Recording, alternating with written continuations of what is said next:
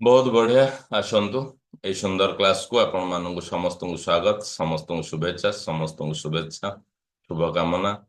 ଆଜି ଆମେ ପବିତ୍ର ହୋଲି 2025 ତା ପାଇଁ ତାକୁ ଯେତେବେଳେ ଆମେ ପାଳନ କରିବା ପାଇଁ ଯାଉଛନ୍ତି ତା ପୂର୍ବରୁ ଆମେ ହୋଲିର କିଛି ଉପାୟ ଅର୍ଥାତ୍ ହୋଲିର ରିମେଡିଜ ବା ହୋଲି ସମୟରେ କଣ ଆମେ ଉପାୟ କରିବା ଯାହା ଆମ ପାଇଁ ବହୁତ କିଛି ମାନେ କଣ ସୁଫଳ ଦବ ବା ଭଲ ରେଜଲ୍ଟ ଦବ। ସେଥିପାଇଁ ଆଜିର এই କ୍ଲାସ୍ ନିଶ୍ଚିତ ଭାବରେ ରେକର୍ଡିଂ ଆପଣ ମାନେ ପାଇବେ। ତା ସହିତ ଧ୍ୟାନ ଦିଅନ୍ତୁ କୋଉ ଭଳି ଭାବରେ କରିବା। ତ ପ୍ରଥମେ ଆମେ ଜାଣିବା ଯେ ଚଳିତ ବର୍ଷର ଆପଣଙ୍କର ହୋଲି ଦହନ ଯୋଉଟା କି 13 ତାରିଖରେ ରହୁଛି। ଆମେ ଜାଣିବା କଥା ଯେ ଯଦିଓ ଆମ ପ୍ରଦେଶରେ ହୋଲି ଦହନ ବିଶେଷ ଭାବରେ ପ୍ରଚଳିତ ହୁଏନି, ତେବେ ଆମେ ଯଦି ଚାହିଁବା ଏଇ ଉପାୟ ଗୁଡ଼ିକ ହୋଲି ଦହନ ଦିନ ଅନେକ ଉପାୟ କରିବାର ଅଛି। ଆଉ ଏତେ ଶୀଘ୍ର ଏ କ୍ଲାସକୁ ମାନେ ଆଣିବାର କଥା ହଉଛି ଆମେ ହୋଲି କାଷ୍ଟ ଯୋଉଟା କି ଗୋଟେ 7 ଦିନ ଗୋଟେ ରିଚୁଆଲ୍ସ କରିବାକୁ ପଡେ, ସେଇଟା ଆପଣଙ୍କର ଷ୍ଟାର୍ଟ ହେଇଯାଉଛି 7 ତାରିଖରୁ ଅର୍ଥାତ୍ ପରଦିନ ଠାରୁ। ଆପଣଙ୍କର ପରଦିନ ଠାରୁ ଯେତେବେଳେ ଆରମ୍ଭ ହେଇଯାଉଛି ଆ କଣ ହୁଏ ନା ଏଇ ଯୋଉ 7 ଦିନ ଯଦି ଆମେ ପରବର୍ତ୍ତୀ ସମୟରେ ରଖିବା ତାହେଲେ ଏଇ 7 ଦିନ ସମୟ ଆମେ ପାଇବାନି। ସେଥିପାଇଁ ଆମେ ଆଗରୁ ରଖିଦଉଛେ ସେ କ୍ଲାସ୍। ଆଉ 7 ଦିନ ଆମେ 13 ତାରିଖରୁ ଆମେ ସେ ସୁଯୋଗ ପାଇବା। 7 ଦିନ ଆମେ ରିଚୁଆଲ୍ସ କରିପାରିବା। ସେଥିରେ ଆପଣମାନେ ନୋଟ୍ କରନ୍ତୁ ହୋଲିକା ଦହନ ରହୁଛି ଆପଣଙ୍କର 13 ତାରିଖରେ ଏବଂ ଏଇ ଯୋଉ 7 ଦିନ ରିଚୁଆଲ୍ସ ଆମେ ଷ୍ଟାର୍ଟ କରିପାରିବା ମାର୍ଚ୍ଚ 7 ତାରିଖରୁ। ତ ପ୍ରଥମେ ଏଇ ହୋଲିକା ଦହନ କଣ? ଆମେ ଯଦିଓ ସମସ୍ତେ ଅଳ୍ପ ବହୁତ ଜାଣିଛେ, ତା ଉପରେ ସମ୍ୟକ ଭାବରେ ଆମକୁ ଆଲୋଚନା କରିବାର ଅଛି ଏଇଥିପାଇଁ ଯେ ଆମେ ମହା ଉପାୟ କରିବା ପାଇଁ ଯାଉଛନ୍ତି ବା ସାମ୍ନା ଲୋକର କୌଣସି ସମସ୍ୟାରେ ଆମେ ମହା ଉପାୟ ଦବା ପାଇଁ ଯାଉଛନ୍ତି। ହୋଲି ହଉଛି ରଙ୍ଗର ପର୍ବ, ଯୋଉଟା କି ଆମେ ସମସ୍ତେ ଜାଣିଛନ୍ତି। ନିଜ ଲାଇଫକୁ କଲରଫୁଲ କରିଦବା ପାଇଁ, ପୁରା ରଙ୍ଗୀନ ଭାବରେ ସଜେଇ ଦବା ପାଇଁ ହୋଲିକି ଆମେ କେଉଁ ଯୁଗ ଯୁଗାନ୍ତରରୁ ପାଳନ କରି ଆସୁଛନ୍ତି, ଯୋଉଟା କି ବିଭିନ୍ନ କଥା ପ୍ରସଙ୍ଗ ରହିଛି ଯାହା ଶାସ୍ତ୍ରୀୟ ମତରେ ରହିଛି।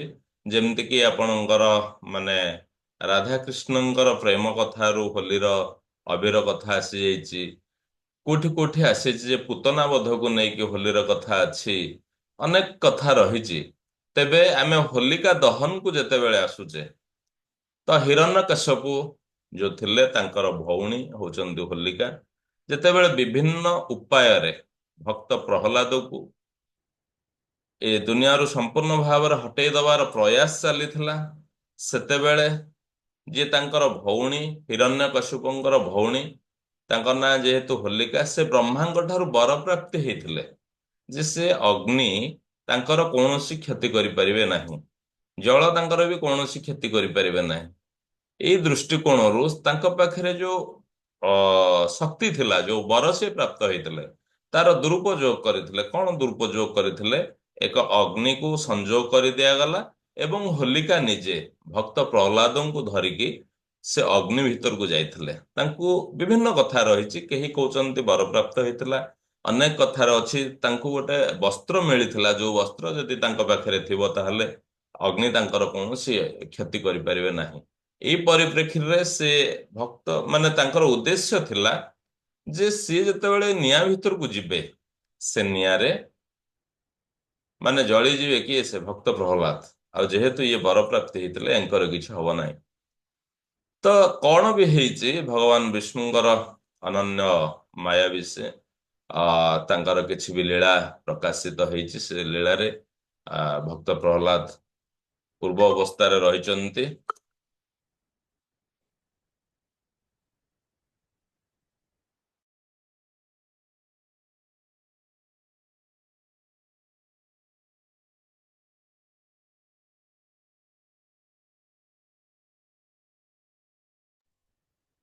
ସେଥିପାଇଁ ଆ ତ ହୋଲିକା ସେଇଠି ମାନେ ତାଙ୍କର ନିଧନ ହେଇଛି ବା ଅଗ୍ନି ଦ୍ଵାରା ସେ ଭସ୍ମୀଭୂତ ହେଇଛନ୍ତି ପରବର୍ତ୍ତୀ ସମୟରେ। ଆ ଏଇ କଥାକୁ ସ୍ମୃତିରେ ରଖିକି ବା ଏଇ କଥାକୁ ନେଇକି ହୋଲିକା ଦହନ ପ୍ରତିବର୍ଷ ପାଳନ ହୁଏ। ଅର୍ଥାତ୍ ଅସତ୍ୟ ଉପରେ ସତ୍ୟର ବିଜୟ ହେଇଛି, ଅଧର୍ମ ଉପରେ ଧର୍ମର ବିଜୟ ହେଇଛି।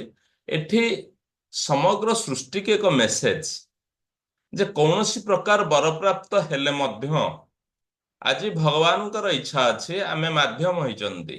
ୟୁନିଭର୍ସ ଆମକୁ ମାଧ୍ୟମ ସଜେଇଛନ୍ତି। କିଛି ଲୋକ ୟୁନିଭର୍ସ କଣ କରନ୍ତି, ତାଙ୍କର ଯୋଉମାନଙ୍କୁ ସେ ଯୋଗ୍ୟ ଭାବନ୍ତି ବିଭିନ୍ନ କ୍ଷେତ୍ରରେ ରଖିଥାନ୍ତି। ସେଭଳି ଭାବରେ ଅନ୍ୟ ଲୋକର କିଛି ଉପାୟ ଦବା ଆମେ, ଅନ୍ୟ ଲୋକ ମୁହଁରେ କିଛି ହସ ଦେଖିବା ଆମେ, ଏ କଥା ପାଇଁ ଆମକୁ ଯୋଉ ମଝିରେ ରଖା ହେଇଛି ବର୍ତ୍ତମାନ, ଆମେ ଯୋଉ ସେତୁ ଭଳି ବର୍ତ୍ତମାନ କାମ କରୁଛନ୍ତି, ଯୋଉଟା କି ଆମେ ହିଲର ହେଇପାରିଛନ୍ତି, ଆମେ କୋଚ ହେଇପାରିଛନ୍ତି। ଆମକୁ ୟୁନିଭର୍ସ କୌଣସି ନା କୌଣସି ମାଧ୍ୟମରେ ଯୋଉ ବିଦ୍ୟା ବର୍ତ୍ତମାନ ପ୍ରଦାନ କରୁଛନ୍ତି, ଯୋଉ ଜ୍ଞାନ ବର୍ତ୍ତମାନ ପ୍ରଦାନ କରୁଛନ୍ତି, ଏହା ଏକ ବରଦାୟକ। ତ ସେ ହୋଲିକା କଥାରୁ ଆମକୁ ଶିଖିବାର ଅଛି ଯେ ଯେତେବେଳେ ଆମେ ପ୍ରାପ୍ତ ହେଇଥିବା ଶକ୍ତିକୁ ଏକ ମାନେ କଣ ନ୍ୟାୟସଙ୍ଗତ ରାସ୍ତାରେ ନୁହେଁ, ଅନ୍ୟର କ୍ଷତି କରିବା ପାଇଁ ଯେତେବେଳେ ଆମେ ଉପଯୋଗ କରିବା, ସେତେବେଳେ ଆମ ପାଖରୁ ସେ ଜ୍ଞାନ, ସେ ବିଦ୍ୟା ନିଜେ ଯିବା ସହିତ ଅବସ୍ଥା କଣ ହବ ଏଠି ସୂଚନା ଦିଆଯାଇଛି। ତେଣୁ ଆମେ ଯୋଉମାନେ ହିଲର, ଯୋଉମାନେ ଆମେ ଭଗବାନଙ୍କର ଆଶ୍ରିତ ଅଛନ୍ତି ବା ଭଗବାନଙ୍କ ଇଚ୍ଛାରେ ଆମକୁ ଏ ଶକ୍ତି ପ୍ରାପ୍ତ ହଉଛନ୍ତି, ତ ସବୁବେଳେ ମାନବ ସମାଜର କଲ୍ୟାଣରେ, ଜୀବଜଗତର କଲ୍ୟାଣରେ ହିଁ ଆପଣ ତାକୁ ଉପଯୋଗ କରନ୍ତୁ। କେବେ ବି କୌଣସି ପ୍ରକାର ଚିନ୍ତା କରନ୍ତୁ ନାହିଁ ଯେ କାହାର ଏଥିରେ ଅମଙ୍ଗଳ ହଉ କ୍ଷତି ହଉ, ଏଇ ପ୍ରକାର କାର୍ଯ୍ୟରେ ଆମେ ଲଗେଇବା ନାହିଁ। ନିଜର ଭଲ ଚାହିଁବା, କିଛି ବି ଆପଣଙ୍କର ହଉ, ସାମ୍ନା ଲୋକ ସବୁବେଳେ ଭଲ ରହୁ, ଏ ମାନସିକତାକୁ ଆମେ ନେଇକି ଆସିବା କଥା। କାହିଁକି ନା ଆମେ ଗୋଟେ ନେକ୍ସଟ ଫେଜରେ ଅଛନ୍ତି, ଯୋଉଟା କି ସୃଷ୍ଟି ଆମକୁ ଉପଶମକାରୀ ଭାବରେ ଚୟନ କରିଛନ୍ତି। ତ ଏଇ ଦୃଷ୍ଟିକୋଣରୁ ଆସନ୍ତୁ, ପ୍ରଥମେ ସ୍ୱାସ୍ଥ୍ୟ ହିଁ ଆମର ସମ୍ପଦ। ଏ ସ୍ୱାସ୍ଥ୍ୟ ଯେତେବେଳେ ସମ୍ପଦ, ମୁଁ ଏଠି କହି ରଖେ, ଯେହେତୁ ସ୍ୱଳ୍ପ, ତ ଆମେ ସୁସ୍ଥ ରହିବାର ଉପାୟ, ଯଦି କେହି କ୍ରନିକ ଅବସ୍ଥାରେ ଅଛନ୍ତି, ଯୋଉଟା କି ଆମକୁ କୁହାଯାଏ ରୋଗ ମୁକ୍ତି ଉପାୟ, ଯେହେତୁ ଆମେ ମାଇଣ୍ଡ ପାୱାରିଂ ରେ ଅଛେ, ସେ ୱାର୍ଡକୁ ନ ନେଇକି ଆମେ ସୁସ୍ଥ ରହିବାର ଉପାୟ କଥାକୁ ଆସୁଛେ। ଯିଏ ବାର ବାର ମେଡିସିନ ଖାଉଛନ୍ତି ଏବଂ ପ୍ରତ୍ୟହ ମେଡିସିନ ଖାଉଛନ୍ତି ଏବଂ ସ୍ୱାସ୍ଥ୍ୟକୁ ନେଇକି ସବୁବେଳେ ଚିନ୍ତାରେ ରହିଛନ୍ତି, ଆପଣ ଗୋଟିଏ ଜେରକ୍ସ କପି ନିଅନ୍ତୁ, ଲାଷ୍ଟ ଲାଷ୍ଟ ପ୍ରେସକ୍ରିପସନ, ଡକ୍ଟର ଯୋଉ ପ୍ରେସକ୍ରିପସନ ଆପଣଙ୍କୁ ଦିଅନ୍ତି, ତାର ଲାଷ୍ଟ ପ୍ରେସକ୍ରିପସନ ଆପଣ ତାକୁ ନିଅନ୍ତୁ। କାଜଲ, ବଜାରରୁ କାଜଲ ମିଳୁଛି ହେଲା, ଯୋଉଟାକୁ କଳା ଆମେ କହୁଛେ, କାଜଲ ନିଅନ୍ତୁ। ସେ ଯୋଉ ପ୍ରେସକ୍ରିପସନର ଜେରକ୍ସ କପି ନେଲେ, ତାର ପ୍ରତିଟି କଣରେ, ଚାରିଟା କଣରେ ଆପଣ ଛୋଟିଆ ଛୋଟିଆ ଡଟ୍ ଦେଇ ଦିଅନ୍ତୁ। ଏବଂ ତାକୁ କଣ କରନ୍ତୁ, ଡଟ୍ ଦେଇ ସାରିବା ପରେ ଆଗକୁ, ଯେମିତିକି ଆମେ ଦେଖିବା ଦରକାର ଯେ କୌଣସି ପ୍ରକାର ଆମେ ଯାହା ଆଟ୍ରାକ୍ଟ କରିବା ସେଟା ଆମ ନିଜ ଆଡକୁ ଆସିବ, ଯାହା ଆମେ ଛାଡିବାକୁ ଚାହୁଁଛନ୍ତି ତାହା ସାମ୍ନା ଆଡକୁ ଯିବ। ଆପଣଙ୍କର ଏଇଟା ରହିଲା, ଏଇଟା ରହିକି ଆପଣ ଚାରିଟା କଣରେ ଚାରିଟା ଡଟ୍ ଦେଇଦେଲେ। ଡଟ୍ ଦେଇଦେଲା ପରେ ତାହା ବାହାର ପଟକୁ ଏମିତି ଆପଣ ଗୁଡେଇ ଦେବେ, ବା ଫୋଲ୍ଡ, ଯଦି ଫୋଲ୍ଡ କରିବେ ବାହାର ପଟକୁ ଫୋଲ୍ଡ କରନ୍ତୁ, ନାଇଁ ଯଦି ଗୁଡେଇବା କଥା ଆପଣ ବାହାର ପଟକୁ, ନିଜ ପଟକୁ ନ ଆଣିକି ବାହାର ପଟକୁ ତାକୁ ଏମିତି ଗୁଡେଇ ଦେବେ। ଅର୍ଥାତ୍ ଆମେ ତାକୁ ଛାଡିବା ପାଇଁ ଯାଉଛନ୍ତି, ଆମେ ତାକୁ ବାହାର ପଟକୁ ବୁଡେଇ ଦେଲେ। ବୁଡେଇ ଦେଲା ପରେ ଦେଖନ୍ତୁ, ଏଇଠି ଆପଣଙ୍କର ପ୍ରଶ୍ନ ଆସେ ଯେ ଆମ ପାଖରେ ଏଠି ପ୍ରାୟ ଅନେକ ରିମେଡି ହୋଲିକା ଦହନକୁ ନେଇକି ହେଇଛି। କାହିଁକି ନା ଆମେ ସେଠି ଅନ୍ୟାୟ, ଅନୁଚିତ, ଆମେ ଯାହା ଚାହୁଁନାହାନ୍ତି ଏସବୁ ଜିନିଷକୁ ଆମେ ଛାଡିଦେବା ପାଇଁ ଚାହୁଁଛନ୍ତି। ତ ଏଠି ଆମେ କଣ କରିବା ନା, ହୋଲିକା ଦହନ ଗତ ବର୍ଷ ଯେତେବେଳେ ଆମେ କରିଥିଲୁ ଏଇ ରିମେଡିଆଲ କ୍ଲାସ, ପଶ୍ଚିମ ଓଡ଼ିଶାରେ ଅନେକ ଜାଗାରେ ହୋଲିକା ଦହନ ଅଛି ବୋଲି ଆମେ ଖବର ପାଇଲୁ। ଯଦି କୌଣସି ଗାଁରେ ରହିଛି ଭଲ କଥା, ଯଦି ନାହିଁ, ସିମ୍ପଲ ଆମେ ଘରଠୁ ଟିକେ ବାହାରକୁ ଯାଇକି ବା ଛାତ ଉପରେ ଆମେ କିଛି ଅଗ୍ନିକୁ ସଂଯୋଗ କରିକି ତାକୁ କଣ କରିବା, ଯୋଉ ଲୋକ ଏଇ ପ୍ରକାର ଆପଣ ସେ ପ୍ରେସକ୍ରିପସନ ଯାହା କର, ତାକୁ ଆମେ ଆଗ ପଟକୁ ଗୁଡେଇ ଦେଲେ, ସେଥିରେ କଳା ଦାଗ ଲାଗିଥିଲା, କଳା ଦାଗ ଲାଗିଲା ପରେ ତାକୁ ଗୁଡେଇକି ଯୋଉ ଲୋକ ପାଇଁ ଆମେ କରୁଛନ୍ତି ତାଙ୍କ ଶରୀରର ଆଗରେ ଆଣ୍ଟି କ୍ଲକ ୱାଇଜ 7 ଟାଇମ ବୁଲେଇ ଦେବେ। ଏଣ୍ଟି କ୍ଲକ୍ ୱାଇଜ 7 ଟାଇମ୍ ବୁଲେଇ ଦେଇକି ଅଗ୍ନିଦେବଙ୍କୁ ପ୍ରେୟାର କରୁଛନ୍ତି ଯେ ମୁଁ ସମ୍ପୂର୍ଣ୍ଣ ଭାବରେ ସୁସ୍ଥ ରହିଛି, ବା ସେ ବ୍ୟକ୍ତି ସମ୍ପୂର୍ଣ୍ଣ ଭାବରେ ସୁସ୍ଥ ରହିଛନ୍ତି। ତାଙ୍କ ପାଖରେ ଯାହା ବି ଏ ପ୍ରକାର ସ୍ୱାସ୍ଥ୍ୟ ସମସ୍ୟା ଅଛି, ଆଜି ସମସ୍ତ ସ୍ୱାସ୍ଥ୍ୟ ସମସ୍ୟାରୁ ସେ ଫ୍ରି ହଉଛନ୍ତି, ହେଲା। ଆଉ ତାଙ୍କେ ସୁନ୍ଦର ସ୍ୱାସ୍ଥ୍ୟରେ ସେ ବଞ୍ଚୁଛନ୍ତି।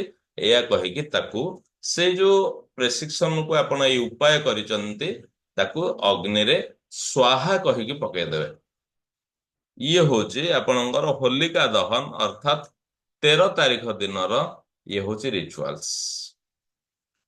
ତ ତାପରେ ଆମେ ଆଉ ଏକ ରିଚୁଆଲ୍ସ କୁ ଯାଉଛେ।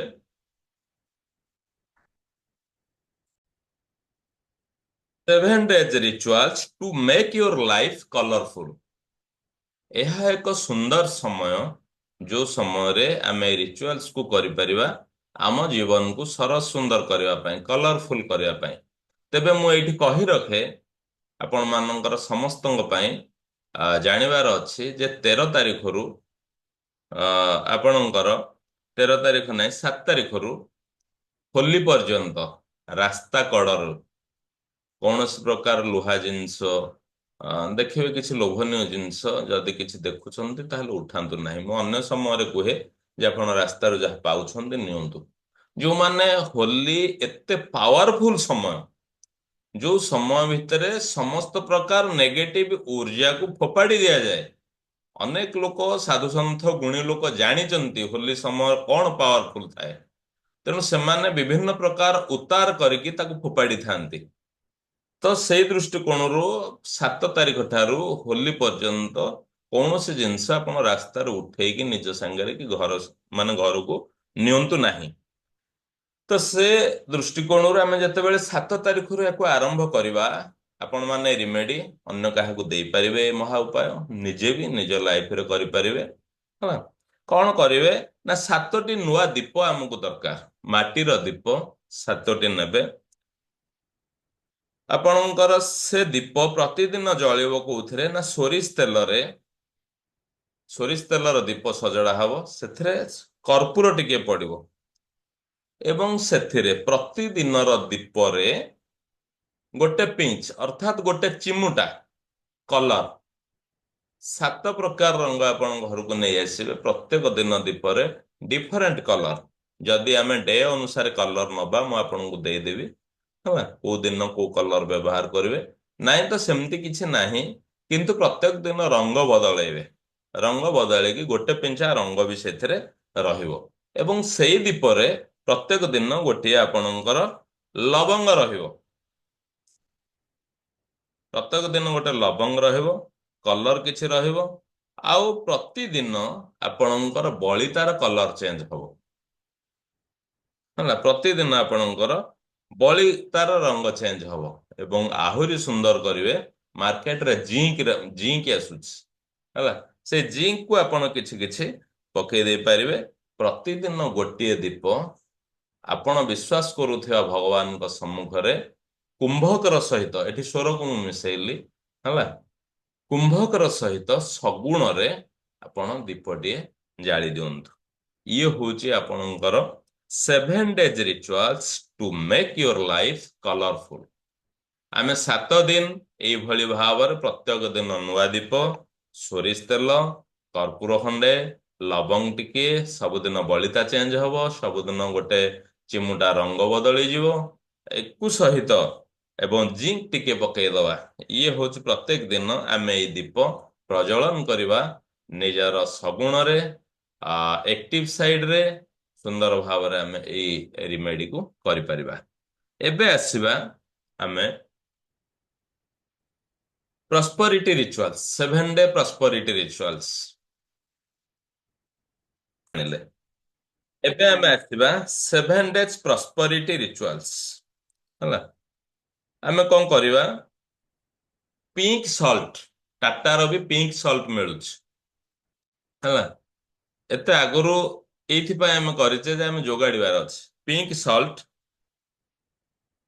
ଆଉ କିଛି ଆପଣଙ୍କର ଫିଟିକିରିର ଗୁଣ୍ଡ, ଫିଟିକିରି, ଆଉ କିଛି ଆମେ ଯୋଉ ଲୁଣ ସବୁଦିନ ଖାଉଛନ୍ତି, କିଚେନ ସଲ୍ଟ ବା ଏ ଟାଟାର ଯୋଉ ସାଧାରଣ ଲୁଣ ଆମେ ଖାଉଛନ୍ତି, ୟାକୁ ମିଶେଇ ଦେବେ।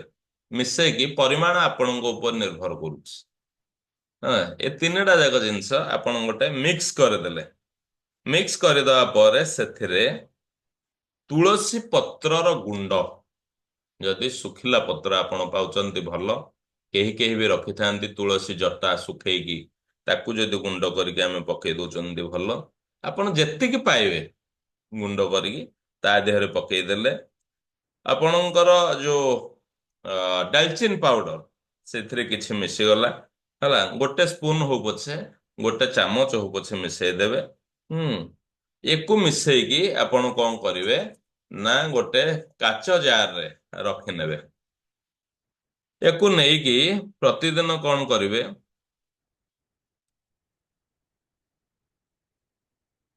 ନିଜର ଗାଧୁଆ ଜଳରେ ଆପଣ ପକେଇ ପାରିବେ। ପ୍ରଥମ କଥା, ଆମେ ତାକୁ ନିଜ ଗାଧୁଆ ଜଳରେ କିଛି ପକେଇ ପାରିବା, ଏବଂ ସେ 7 ଡେଜ ଆମେ ତାକୁ ଘର ଯୋଉ ଧୋଉଛନ୍ତି ସେ ଘର ଧୋଇବା ସାଙ୍ଗରେ ଆମେ ସେ ପାଣିରେ ମିଶେଇକି ତାକୁ ଘର ବି ଧୋଇ ପାରିବା।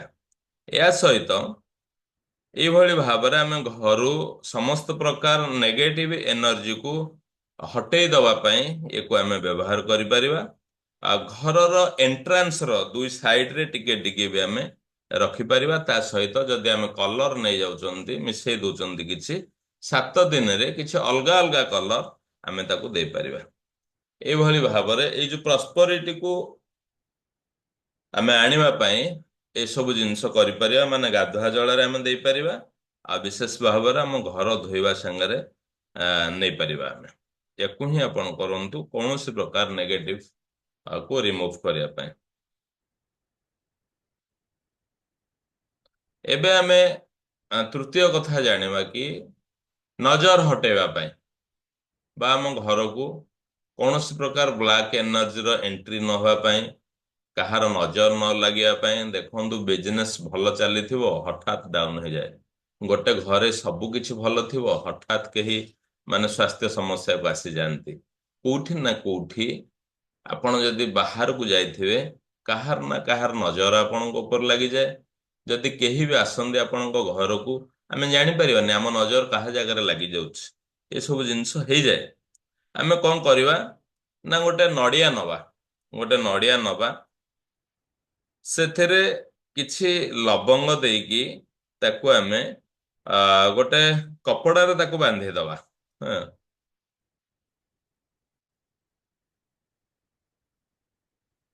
ହଁ, ଆପଣ ଏଟାକୁ ମାର୍ଚ୍ଚ 7 ତାରିଖ ଦିନ ବାନ୍ଧି ପାରିବେ। ଏକୁ ମାର୍ଚ୍ଚ 7 ତାରିଖ ଦିନ ବାନ୍ଧିଦେଲେ, ମାର୍ଚ୍ଚ 7 ତାରିଖ ଦିନ ଏ ବ୍ଲାକ୍ କପଡାରେ ବନ୍ଧା ହବ। ଗୋଟେ ବ୍ଲାକ୍ କପଡାରେ ଗୋଟେ ନଡିଆ ରହିବ, ସେ ନଡିଆରେ କିଛି ରହିଗଲା ଲବଙ୍ଗ। ହଁ, ଏକୁ ମାର୍ଚ୍ଚ 7 ତାରିଖରେ ଆମେ ଆମର ଡୋରର ଏଣ୍ଟ୍ରାନ୍ସରେ ଆମେ ତାକୁ ବାନ୍ଧି ଦେଇ ପାରିବା। ଯେତେବେଳେ ହୋଲିକା ଦହନ ଯୋଉ ଦିନ ହବ, ସେଦିନ ଆମେ ତାକୁ ଖୋଲିକି ନେଇକି ସେ ନିଆଁରେ ଅଗ୍ନିକୁ ସମର୍ପିତ କରିଦବା ସ୍ୱାହା କହିକି। ଯଦି ସେ ସୁବିଧା ନାହିଁ, ତାହେଲେ ଆମେ ଜଳ ପ୍ରବାହ କରିଦେଇ ପାରିବା। ଫାଷ୍ଟ ପ୍ରିଫରାନ୍ସ ନିଶ୍ଚିତ ଭାବରେ ଆମର ଅଗ୍ନି ସହିତ ଆମେ ଦବା ପାଇଁ, ତାପରେ ଆମେ କରିପାରିବା। ଯଦି ସେଇ ସୁବିଧା ନାହିଁ, ତାହେଲେ ଆମେ ନଦୀରେ ତାକୁ ପ୍ରବାହ କରିଦେଇ ପାରିବା। ଆଉ ତାପରେ ବି ଆପଣ ମାନେ ଜାଣିଛନ୍ତି, ଯୋଉ ଜିନିଷ ଆମେ ନଦୀରେ ପ୍ରବାହ କରିପାରିବାନି, ଆମ ପାଖାପାଖି ନାହିଁ ସେ ଭଳିଆ ଜିନିଷ, ସେଠି ଆମେ କଣ କରିବା ନା ଓସ୍ତ ଗଛ ମୂଳେ ଦେଇଦବା। ଆମର ଇଣ୍ଟେନସନ ରହିବ କି ଆମ ଘରେ ଥିବା ସମସ୍ତ ନଜର ଦୋଷକୁ, ସମସ୍ତ ନେଗେଟିଭିଟିକୁ ଏଇ ନଡିଆ, ଏଇ ଲବଙ୍ଗ ଆଜି ଆମ ଘରୁ ନେଇଯାଇଛନ୍ତି। ଯଦି ଅଗ୍ନିରେ ପକଉଛେ, ତାହେଲେ ଆମେ ସ୍ୱାହା ନିଶ୍ଚିତ ଭାବରେ କହିବା। ଏହା ସହିତ ଆମେ ଆଉ ଗୋଟେ ରିଚୁଆଲସ କୁ ଯିବା, ଯୋଉଟା କି ଏଇ ହୋଲାଷ୍ଟକ୍ ସମୟରେ ଆମ ଘରକୁ ଆମେ କେମିତି କ୍ଲିନଜିଂ କରିବା। ଏସବୁ ଘର ଉପରେ ଚାଲିଛି, ଦେଖନ୍ତୁ କୋଉଟା ବି ଆପଣ କରିପାରିବେ। 5ଟି ଡାଲଚିନିର କାଠି, ଯୋଉଟା କି ଗୁଣ୍ଡ ନୁହେଁ, ବଜାରରେ ସୁନ୍ଦର ଭାବରେ ମିଳେ। 5ଟି ତେଜପତ୍ର, ଯୋଉଟା କି ଖଣ୍ଡିତ ହେଇନଥିବ, ପୁରା ସୁନ୍ଦର ପତ୍ର ବାଛିକି ନେବେ। 5ଟି ଧୂପକାଠି, ଆପଣଙ୍କର ଇଚ୍ଛା ଅନୁସାରେ ଯେତେ ସୁବାସିତ ନେବେ ଭଲ। ସାତ ପ୍ରକାର 7ଟି ରଙ୍ଗର ସୂତା ସେଜ ଆମର ଏଇ ଜାଗାରେ ମିଳେ ନାହିଁ। ଯଦି କୌଣସି ପୂଜା ସାମଗ୍ରୀ ଯୋଉ ଜାଗା ଦୋକାନରେ ସେଜ ବୋଲି ଗୋଟେ ଜିନିଷ ଅଛି, ଯଦି ତାହା ମିଳୁଛି ଆପଣ ମାନେ ନିଅନ୍ତୁ, ନହେଲେ ତାକୁ ଆମେ ସ୍କିପ୍ କରିବା। ଏ ସବୁ ଜିନିଷକୁ ଆମେ ମିଶେଇ ଦବା, ଗୋଟେ ବଞ୍ଚ ତିଆରି କରିଦବା। 7 ପ୍ରକାର ସୂତାରେ ଆପଣଙ୍କର 5ଟା ଯୋଉ ଡାଲଚିନିର କାଠ, 5ଟା ତେଜପତ୍ର, 5ଟା ଧୂପକାଠି, ୟାକୁ ଆମେ ସେ 7 ପ୍ରକାର ସୂତାରେ ପୁରା ହାଲକା କରିକି ବାନ୍ଧିବେ। ନଚେତ ଆପଣଙ୍କର ସେଟା ଲଗେଇଲା ପରେ ଧୂଆଁ ହବନି, ହେଲା। ଏବଂ ସେ ସୂତା ଆପଣଙ୍କୁ ଧୂଆଁ କରିବାରେ ସହଯୋଗ କରିବ। ୟାକୁ ସବୁ ଲଗେଇକି ଆମେ ତାକୁ କଣ କରିବା ନା ବନ୍ଦ କରିବା। ତାକୁ ଆମେ ନିଆଁ ଲଗେଇଦବା। ଲଗେଇକି ଘରର ପ୍ରତିଟି କୋଣରେ ଏଇ 7 ଡେଜ୍ ଆମେ ପୁରା ବୁଲେଇବା। ତାକୁ ଧରିକି ଆସିକି ଆପଣଙ୍କର ଘରର ସାମ୍ନାରେ ଠିଆ ହେଇକି, ଘରକୁ ଚାହିଁକି ବି ଆପଣ 7 ଟାଇମ୍ସ ବି ଏଣ୍ଟି କ୍ଲକ୍ ୱାଇଜ ବୁଲେଇକି ତାକୁ ବାହାରେ ଫୋପାଡ଼ି ଦେଇପାରିବେ।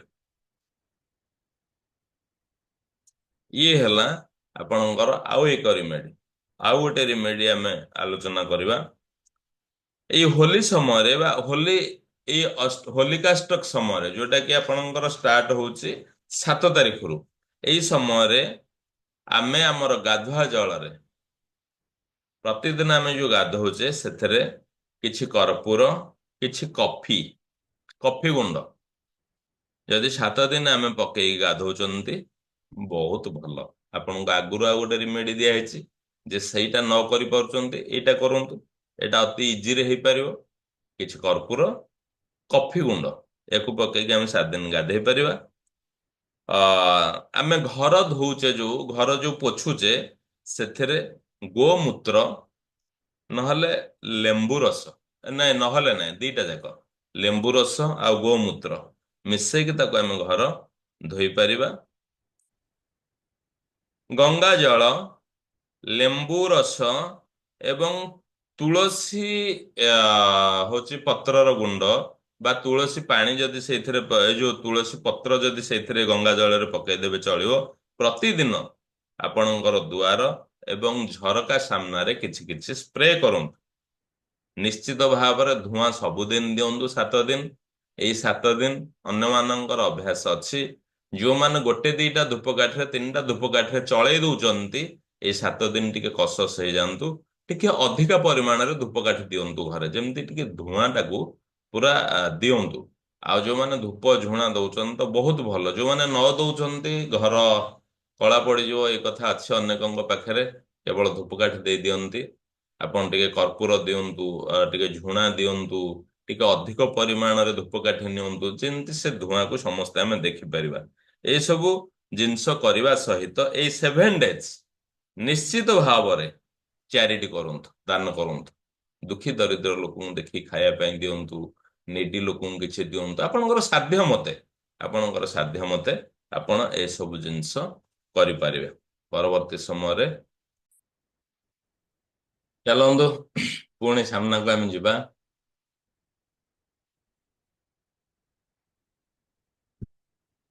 ଏଇ ଯୋଉ 7 ଦିନର ସମୟ ଏଇ ଯୋଉ 7 ଦିନର ସମୟ ଆମେ ଯେତେବେଳେ ବାହାରକୁ ଯାଉଛନ୍ତି, ଦେଖନ୍ତୁ ଆପଣ ମାନଙ୍କୁ ବହୁତ ଲୋକଙ୍କୁ ଏଇଟା ରିଲେଟ କରିପାରେ। ଘରୁ କୁଆଡୁ ବାହାରକୁ ଯିବେ, ସିଆଡୁ ଆସିଲା ଆସିକି ସ୍ୱାସ୍ଥ୍ୟ ସମସ୍ୟା ଭଲ ନଥିବ। ଘର କୁଆଡୁ ବାହାରକୁ ଯିବେ, ସିଆଡୁ ଆସିଲା ଆସି ଘରେ କିଛି ପ୍ରୋବ୍ଲେମ ହେଇସାରିଥିବ। ଘରୁ କୁଆଡୁ ବାହାରକୁ ଯିବେ, ବାହାରେ ମାନେ ଘରୁ ବାହାରିକି ଏଭଳି ଜାଗାରେ ପହଞ୍ଚି ସାରିଥିବେ, ଯୋଉଠୁ ଆଉ ସାଙ୍ଗେ ସାଙ୍ଗେ ଘରକୁ ଫେରିକି ଆସିପାରିବେନି। ମାନେ ଆପଣଙ୍କର ଆଇଦର ଫ୍ଲାଇଟରେ କି ଟ୍ରେନରେ ବସିବାର ସମୟ ହେଇଯାଇଥିବ। ଏମିତି କିଛି ଖବର ପାଇବେ ଯୋଉଥିରେ କି ଟିକେ ବିଚଳିତ ରହିବେ। ଏଇସବୁ ଜିନିଷ ପାଇଁ ବିଶେଷ ଭାବରେ ଏଇ ଯୋଉ ହୋଲିର 7 ଡେଜ୍, ଏ ସମୟରେ ଆମେ କଣ କରିବା ନା ପାଖରେ ଯେତେବେଳେ ବି ଯୁଆଡେ ଯାଉଛନ୍ତି, ଘରୁ ବାହାରୁଛନ୍ତି, ଏଇ 7 ଡେଜ୍, କାହିଁକି ନା ଦୁନିଆରେ କଣ ହଉଛି ଆମକୁ ଯାଏ ଆସ ନାହିଁ। ଆମେ ନିଜେ ଠିକରେ ରହିବା, ଆମ ପରିବାରକୁ ଠିକରେ ରଖିବା। ଆମେ ଯେହେତୁ ହିଲର, ଆମ ସାମ୍ନାରେ ଯୋଉମାନେ ଅଛନ୍ତି ତାଙ୍କୁ ଠିକ ମାର୍ଗରେ ନବା ହିଁ ଆମର ଦାୟିତ୍ୱ। ସେଥିପାଇଁ ଆମେ ଚୟନ ହେଇଛନ୍ତି। ତ ପ୍ରତିଦିନ ଏଇ 7 ଡେଜ୍ ଗୋଟିଏ ଲେମ୍ବୁ ଆଉ କିଛି ଲବଙ୍ଗ ଆପଣଙ୍କ ପାଖରେ ରଖିକି, ମାନେ ଆପଣଙ୍କର ପକେଟରେ ରଖିକି କି ଆପଣଙ୍କର ଭ୍ୟାନିଟିରେ ରଖିକି ଆପଣ ଯାତ୍ରା ଆରମ୍ଭ କରନ୍ତୁ। ଯେତେବେଳେ ଆପଣଙ୍କ ଘରକୁ ଫେରୁଛନ୍ତି ସେ ଜିନିଷ ଘରକୁ ଧରିକି ଉଠନ୍ତୁ ନାହିଁ, ତା ପୂର୍ବରୁ ରୋଡରେ ଫୋପାଡ଼ି ଦିଅନ୍ତୁ, ଫୋପାଡ଼ି ଦେଇ ଘରକୁ ଉଠନ୍ତୁ। ଏ 7 days। ପ୍ରତିଦିନ ଆମେ ଏ ସମୟରେ ଯଦି ଆମ ଘରେ 7 times ହନୁମାନ ଚାଳିଶା ନଉଛନ୍ତି, ଗାୟତ୍ରୀ ମନ୍ତ୍ର 108 ଥର ନଉଛନ୍ତି, ହଁ, ତ ବହୁତ ଭଲ ଆମ ଘର ପାଇଁ। ଯାହାବି ଆପଣଙ୍କର ବାସ୍ତୁ ଦୋଷ ଅଛି, ନଜର ଦୋଷ ଅଛି, କିଛି ବି ପ୍ରୋବ୍ଲେମ ଅଛି ବୋଲି ଆମେ ଘରେ ଅନୁଭବ କରୁଛନ୍ତି, ତାହା ନିଶ୍ଚିତ ଭାବରେ ଯିବ ହରି। ଆଉ ସବୁଠୁ ବଢିଆ ଆପଣଙ୍କ ପାଇଁ ସତର୍କ ବାଣୀ, ମାନେ ଇନକ୍ଲୁଡିଂ ମି, ମୁଁ ଆପଣଙ୍କ ଭିତରେ ଅଛି। ଯେତେବେଳେ ଆପଣଙ୍କ କଥା କୁହେ ସେତେବେଳେ ମୁଁ ବି ତା ଭିତରେ ଅଛି। ପୁରା ସତର୍କ ବାଣୀ କଣ? ଆପଣଙ୍କର ଏଇ 7 ତାରିଖରୁ ହୋଲି ସରିବା ପର୍ଯ୍ୟନ୍ତ କୌଣସି ନୂଆ ଜିନିଷ କିଣନ୍ତୁ ନାହିଁ। ନୂଆ ଜିନିଷ ମାନେ ଯେମିତି କି ଆପଣ ମନରେ ପ୍ରଶ୍ନ ଆସିବ, ସାର୍ ତା ମାନେ କଣ ରଙ୍ଗ କିଣିବୁନି, ସୂତା କିଣିବୁନି? ଇଏ ତ ଆମେ କିଣିବା ଆମର ରିମେଡି ପାଇଁ। ଆପଣ ଟିଭି, ଫ୍ରିଜ, ମୋବାଇଲ, ଏଇଭଳି କୌଣସି ଜିନିଷ, ଘରକରଣା ଜିନିଷ, ଆପଣଙ୍କର ଅର୍ନାମେଣ୍ଟ, ଏସବୁ ଜିନିଷ କିଛି କୌଣସି ପ୍ରକାର ଭାବରେ 7 ତାରିଖରୁ ଏଇ ହୋଲା ଷ୍ଟକ୍ ଯୋଉ ଆରମ୍ଭ ହଉଛି ତା ଭିତରେ ଆପଣ କିଣନ୍ତୁ ନାହିଁ। ଏବେ ଆମେ ଆସିବା ନେକ୍ସଟ ରିଚୁଆଲ, ଏଭିଡେନ୍ସ ରିଚୁଆଲସ। ଦେଖନ୍ତୁ, ପ୍ରସ୍ପରିଟି ରିଚୁଆଲସ, ଏଭିଡେନ୍ସ ରିଚୁଆଲସ କେତେବେଳେ କଣ ଆମେ ଆଣୁଛେ? ପ୍ରତିଦିନ ଗୋଟିଏ ଲେମ୍ବୁ, 7ଟା ଲେମ୍ବୁ ଆମକୁ ଦରକାର। କେଶର ସବୁଦିନ କିଛି କିଛି ଦରକାର। ଅବିର ମିଳେ ଆପଣଙ୍କର ପୂଜା ସାମଗ୍ରୀ ଦୋକାନରେ, ଅବିର କିଛି ଦରକାର। ରାଶି ତେଲ ୟାକୁ ଆମକୁ ଦରକାର। ଗୋମତୀ ଚକ୍ର 2 ପିସ୍। ଦେଖନ୍ତୁ, ଆଉ ଥରେ ଲେଖନ୍ତୁ ଆପଣ, ମାନେ 7ଟି ଲେମ୍ବୁ ଆମକୁ ଦରକାର 7 ଦିନ ପାଇଁ। 7ଟି ଲେମ୍ବୁ। ପ୍ରତିଦିନ କେଶର ଆମକୁ ଟିକେ ଟିକେ ଦରକାର। ଯୋଉମାନେ ପୂଜାରେ କେଶର ୟୁଜ କରୁଛନ୍ତି ତାଙ୍କ ପାଇଁ ତ ବହୁତ ଭଲ। ଯୋଉମାନେ ବ୍ୟବହାର କରୁନାହାନ୍ତି, ଦାମ ଅଧିକା ବୋଲି ରହିବେନି, କେଶର ଟିକେ ଆଣିବେ, ହେଲା। ଅବିର ଆପଣଙ୍କୁ ଦରକାର, ଅବିର ବି ମିଳେ, ଅବିର ଆଣିବେ। ରାଶି ତେଲ, ୟା ପାଇଁ ଆମକୁ ଦରକାର ରାଶି ତେଲ। ଏ ରିଚୁଆଲସ ମୁଁ ଆଶା ରଖିବି ଯେ ସମସ୍ତେ କରନ୍ତୁ, ଅନ୍ତତଃ ଆଜି କ୍ଲାସରେ ଯୋଉମାନେ ଅଛନ୍ତି। ବିଭିନ୍ନ ସମୟରେ ମୁଁ କେତେଟା କଥାକୁ ଗୁରୁତ୍ୱ ଦିଏ, ତାକୁ ବୁଝନ୍ତୁ। ଗୋମତୀ ଚକ୍ର 2 ପିସ୍, ହଁ। ୟାକୁ କଣ କରିବେ? ଆପଣଙ୍କର ଦୁଆରେ ଦୀପ ଲଗେଇବେ। କେମିତି ଦୀପ ଲଗେଇବେ? ନା ଲେମ୍ବୁର ଦୀପ। ଲେମ୍ବୁର ଦୀପ ବୁଝିପାରୁଛନ୍ତି? ଟିକେ ବଡ ସାଇଜ ଲେମ୍ବୁ ନେଇ ଆସିବେ, ହେଲା। ତାକୁ ମଝିରୁ କାଟିଦେଲେ। ମଝିରୁ କାଟିଦେଲା ପରେ ଆପଣ ପୁରା ଛୁରୀ ବ୍ୟବହାର କରିକି ସେ ଭିତରଟିକୁ ମାନେ ଇଏ କରିଦେବେ, କଣ ବାହାର କରିଦେବେ ପୁରା। ନଚେତ୍ ପୁରା ସିମ୍ପୁଲ ଚିପୁଡ଼ି ଦେବେ। ଲେମ୍ବୁ ପାଣି ଆମର ଅନ୍ୟ ରିଚୁଆଲ୍ସରେ ଲାଗିବ, ତାକୁ ଓଲଟେଇ ଦେବେ। ତାକୁ ଓଲଟେଇ ଦେଲେ ଆପଣଙ୍କର ଗୋଟେ କପ୍ ତିଆରି ହେଇଗଲା।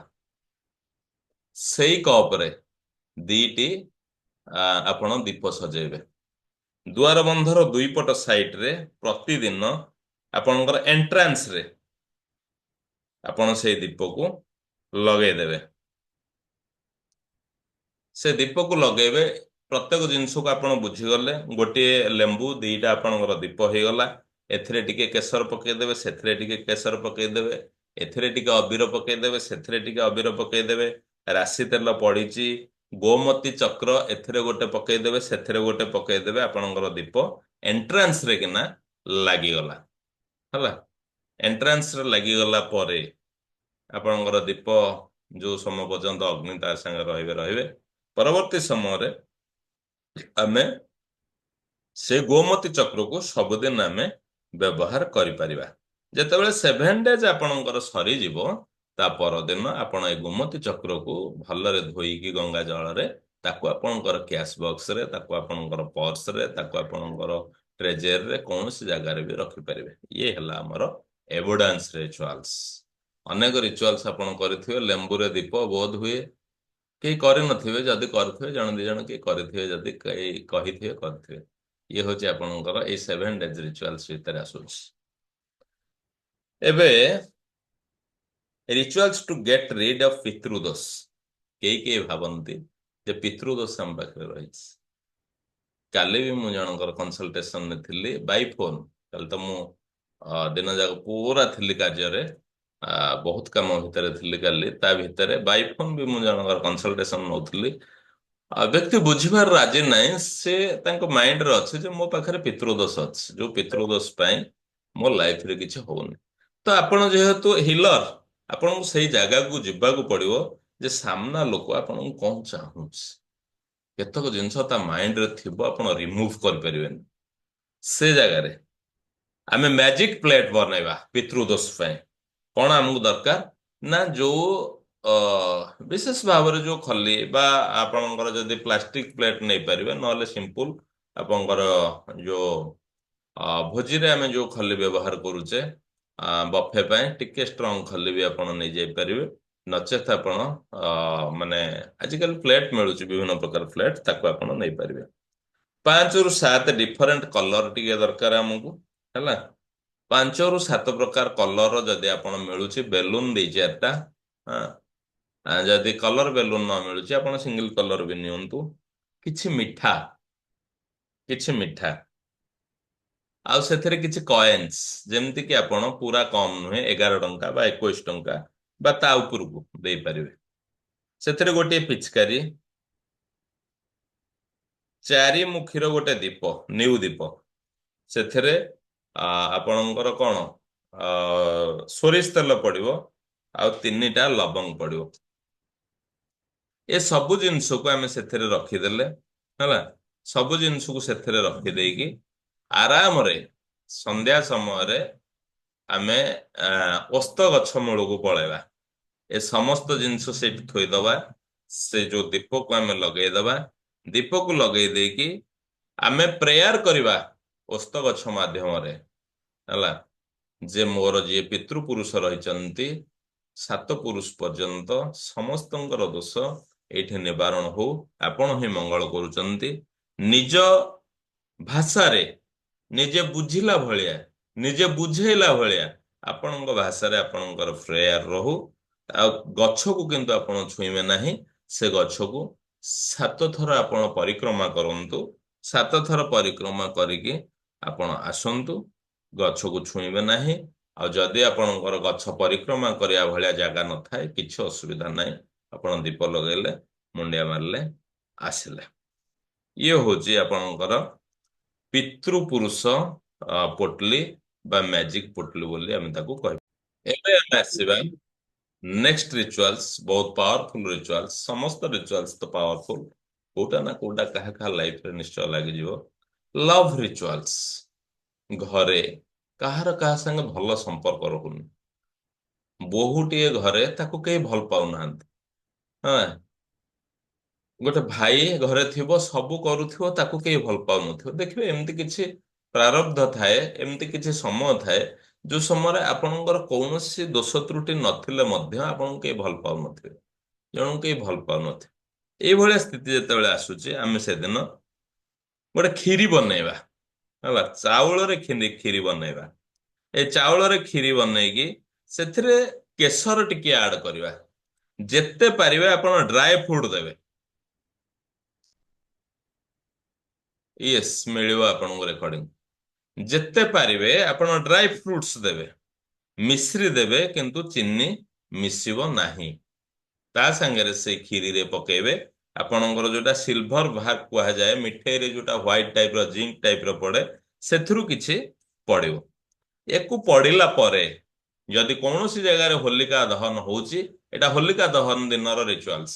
ଯଦି କୌଣସି ଜାଗାରେ ଆପଣଙ୍କର ହୋଲିକା ଦହନ ହଉଛି, ତାହେଲେ ଆପଣ ପ୍ରଥମେ ନେଇକି କିଛି କ୍ଷୀରି ହୋଲିକା ଦହନ ପାଖରେ ଆପଣ ଅଫର କରିବେ, ଅର୍ଥାତ୍ ସେଠି ପ୍ରସାଦ ଚଢେଇବେ। ତାପରେ ସେଠୁ ଆସିଲା ପରେ ପରିବାରରେ ଯଦି ସମସ୍ତେ ମିଶିକି ଆମେ ଗୋଟେ ପାତ୍ରରେ ତାକୁ ଭୋଜନକୁ ଗ୍ରହଣ କରୁଛନ୍ତି, କ୍ଷୀରି ଖାଉଛନ୍ତି, ତାହେଲେ ବହୁତ ଭଲ। ନଚେତ୍ ପରିବାରର ସମସ୍ତ ସଦସ୍ୟ ସେ କ୍ଷୀରିକୁ ଆମେ ଖାଇବା। ଇଏ ହଉଛି ଲଭ୍ ରିଚୁଆଲ୍ସ, ଅର୍ଥାତ୍ ଆମ ସମସ୍ତଙ୍କ ଭିତରେ ସ୍ନେହ, ଶ୍ରଦ୍ଧା, ପ୍ରୀତି ବଢିବା ପାଇଁ ବହୁତ ସୁନ୍ଦର। ତ ଏବେ ଆସନ୍ତୁ ଆମେ ସେଇ ସ୍ୱାସ୍ଥ୍ୟ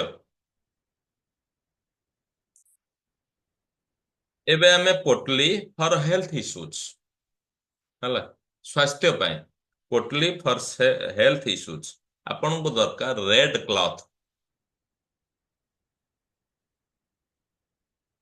ଆପଣଙ୍କୁ ଦରକାର red cloth.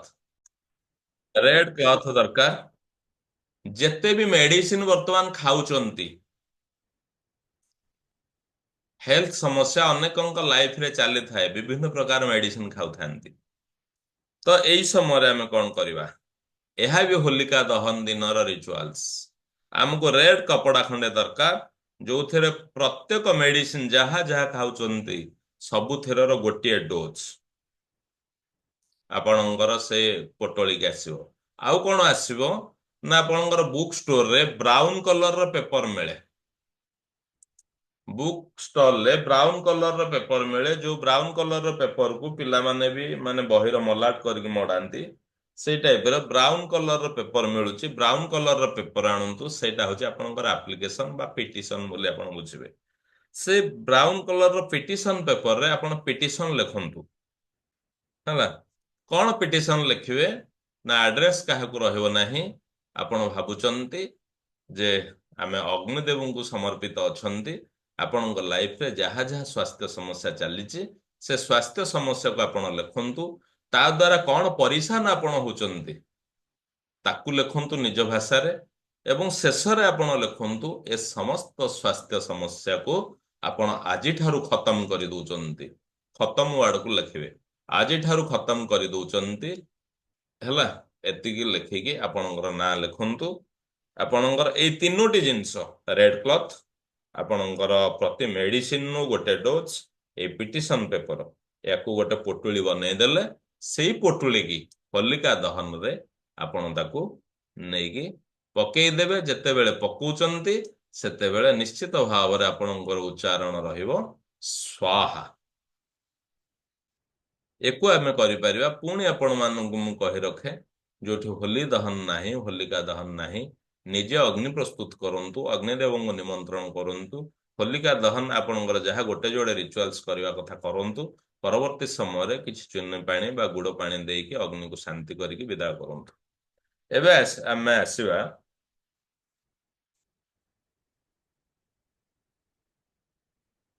ପୋଟଲି to come out of stock situation.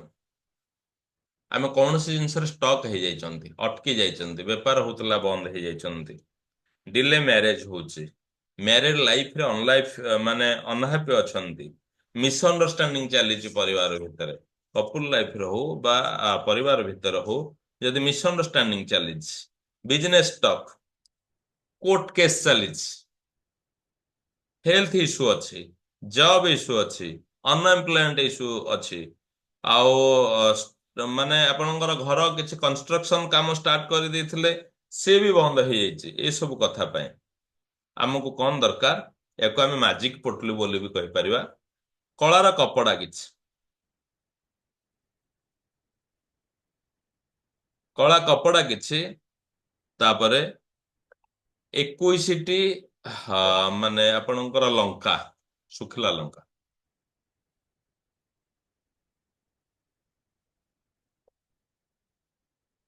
3ଟି ଲେମ୍ବୁ, ତାପରେ ଆପଣଙ୍କର କଳା ସୋରିଷ, ଯୋଉଟା ରାଇ ସୋରିଷ ବୋଲି ଆମେ କହୁଛେ, ସେଥିରୁ ଗୋଟେ ମୁଠା। ତାକୁ କଣ କରିବେ? ଆପଣ ଗୋଟେ ପୋଟଳି ବନେଇଲେ, ପୋଟଳି ବନେଇକି ସେଇଦିନ ଦିନ ତମାମ ଆପଣଙ୍କର ଠାକୁରଙ୍କ ଘରେ ତାକୁ ପୂର୍ବ ଦିନଠୁ ହୋଲିକା ହଁ ହୋଲିକା ଦହନ ଏଠି ଆପଣ ଇଏ କରନ୍ତୁ 21 ଲଙ୍କାର ପୁରା ଫୁଲ ଲଙ୍କାଟା ନିଅନ୍ତୁନି, 21 ସିଡ୍ସ ତାର ନେଇଯାଆନ୍ତୁ। ତାକୁ ଗୋଟେ ଦିନ ପୂର୍ବରୁ ଆପଣ ସେ ପୋଟଳିକି ତିଆରି କରିଦିଅନ୍ତୁ। ପୋଟଳିକି ତିଆରି କରିକି ଆପଣ ତାକୁ ନିଜ ଘରେ ହଉଛି କି ରଖିଦିଅନ୍ତୁ, ମାନେ ଠାକୁରଙ୍କ ଘରେ ରଖିଦିଅନ୍ତୁ। ଯଦି ଆପଣ ହେଲ୍ଥ ଇସ୍ୟୁ ପାଇଁ କରୁଛନ୍ତି, ଶରୀରରେ ଆଣ୍ଟି କ୍ଲକ୍ ୱାଇଜ 7 ଟାଇମ୍ସ, ଆପଣ ଯୋଉ ଜାଗାରେ ମନେ କରନ୍ତୁ କାହାର ମ୍ୟାରେଜ ଲେଟ୍ ହଉଛି, କାହାଙ୍କର ଯଦି ବ୍ୟକ୍ତିଗତ ଭାବରେ କରୁଛନ୍ତି, ନହେଲେ ନାଇଁ ଘର ପାଇଁ କରୁଛନ୍ତି, ସେଇଭଳି ଭାବରେ ସେ ଜିନିଷକୁ ନେଇକି ଆପଣ ଭିଜୁଆଲାଇଜ କରିକି ଯୋଉ ଜିନିଷ ହେଇଥିବ ବା ଯୋଉ ବ୍ୟକ୍ତି ହେଇଥିବେ ତାଙ୍କ ଉପରେ 7 ଟାଇମ୍ ଆଣ୍ଟି କ୍ଲକ୍ ୱାଇଜ ବୁଲେଇ ଦେଲେ। ଆଣ୍ଟି କ୍ଲକ୍ ୱାଇଜ ବୁଲେଇ ଦେଇକି ଏଇ ସିଚୁଏସନ ଆପଣ ସେ ଜାଗାରେ ଠିଆ ହେଇକି ଇମାଜିନ୍ କରନ୍ତୁ, ଭିଜୁଆଲାଇଜ କରନ୍ତୁ ଆପଣ ସେ ସିଚୁଏସନରୁ ବାହାରି ସାରିଛନ୍ତି। ତାର ପରବର୍ତ୍ତୀ କଥାଟାକୁ ସୁନ୍ଦର ଭାବରେ ଭିଜୁଆଲାଇଜ କରନ୍ତୁ, ତାକୁ ନେଇକି ଆପଣ ହୋଲିକା ଦହନରେ ଆପଣ ତାକୁ ପକେଇ ଦିଅନ୍ତୁ। ଏବଂ ପ୍ରତିଟି ପକେଇବା ସାଙ୍ଗରେ ଯାହା ଯାହା ମୁଁ ଏଠି କହେ, ପୁଣି ଆମେ ଯୋଉ ଗୁଡ଼ିକ ମାନେ ହୋଲିକା ଦହନରେ ଆମେ ଅର୍ପିତ କରୁଛେ, ତାକୁ ଅର୍ପିତ କଲା ବେଳେ ଆମେ ସ୍ୱାହା କହିବା।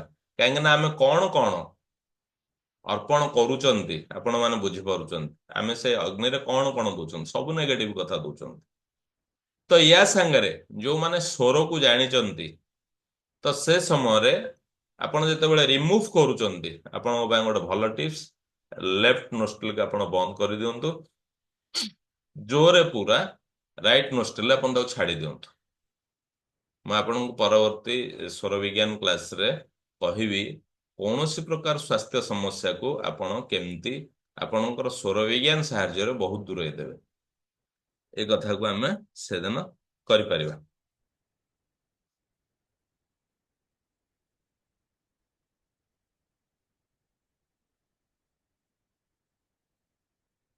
ଏବେ ଆମେ ଫାଇନାନ୍ସିଆଲ ଟିକେ ଫର୍ ଫାଇନାନ୍ସିଆଲ ପ୍ରୋବ୍ଲେମ ଇନ୍ ସପ୍, ଯଦି ଦୋକାନରେ କୌଣସି ପ୍ରକାର ଫାଇନାନ୍ସ ଓଭରଅଲ୍ ଫାଇନାନ୍ସିଆଲ ପ୍ରୋବ୍ଲେମ ପାଇଁ, କିନ୍ତୁ ବିଶେଷ ଭାବରେ ଦୋକାନ ଯୋଉମାନେ କରିଥିବେ, ବିଜନେସ କିଛି ଚାଲିଥିବ, ଫାଇନାନ୍ସ ପ୍ରୋବ୍ଲେମ ଭିତରେ ଆସୁଛନ୍ତି। ହ୍ୱାଇଟ୍ କ୍ଲଥ, ଏଠି ଦେଖନ୍ତୁ ଚେଞ୍ଜ ହେଇଗଲା କ୍ଲଥ ଆପଣଙ୍କର, ହ୍ୱାଇଟ୍ କ୍ଲଥ। ତାପରେ ଗୋଲମରିଚ, ଗହମ, ୟେଲୋ ସୋରିଷ, 7ଟି ଲେମ୍ବୁ, ହେଲା, ଏକୁ ଆମକୁ ଦରକାର। ଏଇ ସବୁ ସାମଗ୍ରୀ ତାକୁ 7ଟି ପାର୍ଟ ଆମେ କରିଦବା। ଯେହେତୁ 7ଟି ଲେମ୍ବୁ ରହିଲା, 7ଟି ଜାଗା ହେଇଗଲା। ଆପଣଙ୍କର ଗୋଲମରିଚ କିଛି କିଛି, ଆପଣଙ୍କର ଗହମ ଯୋଡେ ଯୋଡେ, ୟେଲୋ ସୋରିଷ କିଛି କିଛି, ଇଏ ଆପଣଙ୍କ 7ଟା ପାର୍ଟ ହେଇଗଲା। ଆଉ ମାନେ ଗୋଲମରିଚ ପ୍ରତି ଇଏରେ ଗୋଟେ ଗୋଟେ ଦିଅନ୍ତୁ, ଲେମନ ଗୋଟେ ଗୋଟେ ରହିଲା, ହେଲା। ୟାକୁ 7ଟି ଆମେ କରିଦଉଛେ। 7ଟି କରିଦେଇକି ଯଦି ଆମେ ବିଭିନ୍ନ ପ୍ରକାର ପ୍ରୋବ୍ଲେମରେ ଅଛନ୍ତି, ତାହେଲେ ବହୁତ ସଂଖ୍ୟାରେ କରିବା, ନଚେତ୍ 7 ଟାଇମ୍ସ ଆପଣ ଗୋଟେ ମନ୍ତ୍ର ଚାଣ୍ଟ କରନ୍ତୁ, ଓମ୍ କାପାଲିନୀ ସ୍ୱାହା, ହେଲା। ମୁଁ ଦେଇ ଦଉଛି, ତ ଲେଖି ଦିଅନ୍ତୁ, ସୁବିଧା ହବ। KPALINI, ଓମ୍ କାପାଲିନୀ ସ୍ୱାହା। 7 ଟାଇମ୍ସ ଆପଣ ନିଅନ୍ତୁ ସେ ମନ୍ତ୍ରକୁ। ଯଦି ବହୁତ ଗୁଡ଼ିଏ ସମସ୍ୟା ସହିତ ଅଛନ୍ତି, ରୁଦ୍ରାକ୍ଷରେ 7ଟି ଜପମାଳା ମାନେ 7 ଥର ଆପଣ ଚାଣ୍ଟ କରନ୍ତୁ। ତାପରେ ଏଇ ପୋଟୁଳିକୁ ରେଡ ମୋଲି ସାହାଯ୍ୟରେ ବାନ୍ଧି ଦିଅନ୍ତୁ, ହେଲା। 7ଟି ଅଲଗା ଅଲଗା ପୋଟୁଳି କରିଦେବେ। ଧଳା କପଡା ଆପଣଙ୍କର 7ଟି ରହିଛି, ଆପଣ 7ଟି ପୋଟୁଳି କରିଦେବେ। ତାର ପୋଟୁଳିକୁ ଆପଣ ବାନ୍ଧିବେ କୋଉଥିରେ ନା ରେଡ ମୋଲିରେ, ରେଡ କପଡାରେ, ଏଇ ଯୋଉ ରେଡ ସୂତାରେ ବାନ୍ଧି ଦେଇକି ଆପଣଙ୍କର ଘରର ପ୍ରତିଟି କୋଣରେ, 7ଟି କୋଣ ଯୋଉଠି ଯୋଉଠି ଆପଣ ଭାବୁଥିବେ, 7ଟି ଜାଗାରେ, ଦୋକାନ ହେଇଛି 7ଟା ଜାଗାରେ, କେହି କେହି ତଳ ମହଲା ଉପର ମହଲା ଅଛି, କେହି ତଳ ମହଲା, ବିଭିନ୍ନ ଜାଗାରେ 7ଟି ଜାଗାରେ ତାକୁ ଥୋଇ ଦିଅନ୍ତୁ। ଯେତେବେଳେ ହୋଲିକା ଦହନ ସମୟ ଆସୁଛି, ସେ ସମୟରେ ଆପଣ କଣ କରିବେ ନା ସେ 7ଟି ଯାକ ଧରିକି ହୋଲିକା ଅଗ୍ନି ଯୋଉଠି ରହୁଛନ୍ତି ତାକୁ ପରିକ୍ରମା କରନ୍ତୁ। ପରିକ୍ରମା କରିକି ଆପଣଙ୍କର ସମସ୍ତ ପ୍ରକାର ମାନେ ସମସ୍ୟା ୟା ସହିତ ଦହନ ହେଇଯାଉଛି। ଆପଣଙ୍କର ଫାଇନାନ୍ସିଆଲ ପ୍ରୋବ୍ଲେମ ଯାହା ଅଛି, ୟା ସହିତ ଆମେ ସେଠି ଦେଇଦେଲେ, ଦେଇଦେଇକି ଆମେ ଗୋଟେ ନୂଆ କଳବରରୁ ସେଠୁ ବାହାରୁଛେ। ଏଇ ଭିଜୁଆଲାଇଜେସନ କରନ୍ତୁ, ୟାକୁ ସିମ୍ପଲ ଆପଣ ଅଗ୍ନିରେ ଦେଇ ଦିଅନ୍ତୁ। ଯେତେ ବି ଜିନିଷ ଆମେ ରିମୁଭାଲ କରୁଛେ, ପ୍ରତିଟି ଜିନିଷ ଦେଲା ବେଳେ ସ୍ୱାହା ଆପଣ କହିପାରିବେ। ଠିକ ଅଛି। ଇଏ ହେଲା ଆମର ଫାଇନାନ୍ସିଆଲ ପ୍ରୋବ୍ଲେମ। ଯଦି ନିଜେ ବହୁତ ଭାବରେ ଆମେ ଅ, ସେ ସମସ୍ୟାରେ ଅଛନ୍ତି, ବା ବିଜନେସ ପାଇଁ ଫାଇନାନ୍ସିଆଲ ପ୍ରୋବ୍ଲେମରେ ଅଛନ୍ତି, ତାହେଲେ ଆମେ କରିପାରିବା। ଇଏ ହଉଛି ଆପଣଙ୍କର ଏଇ ରିଚୁଆଲସ ରହିଲା।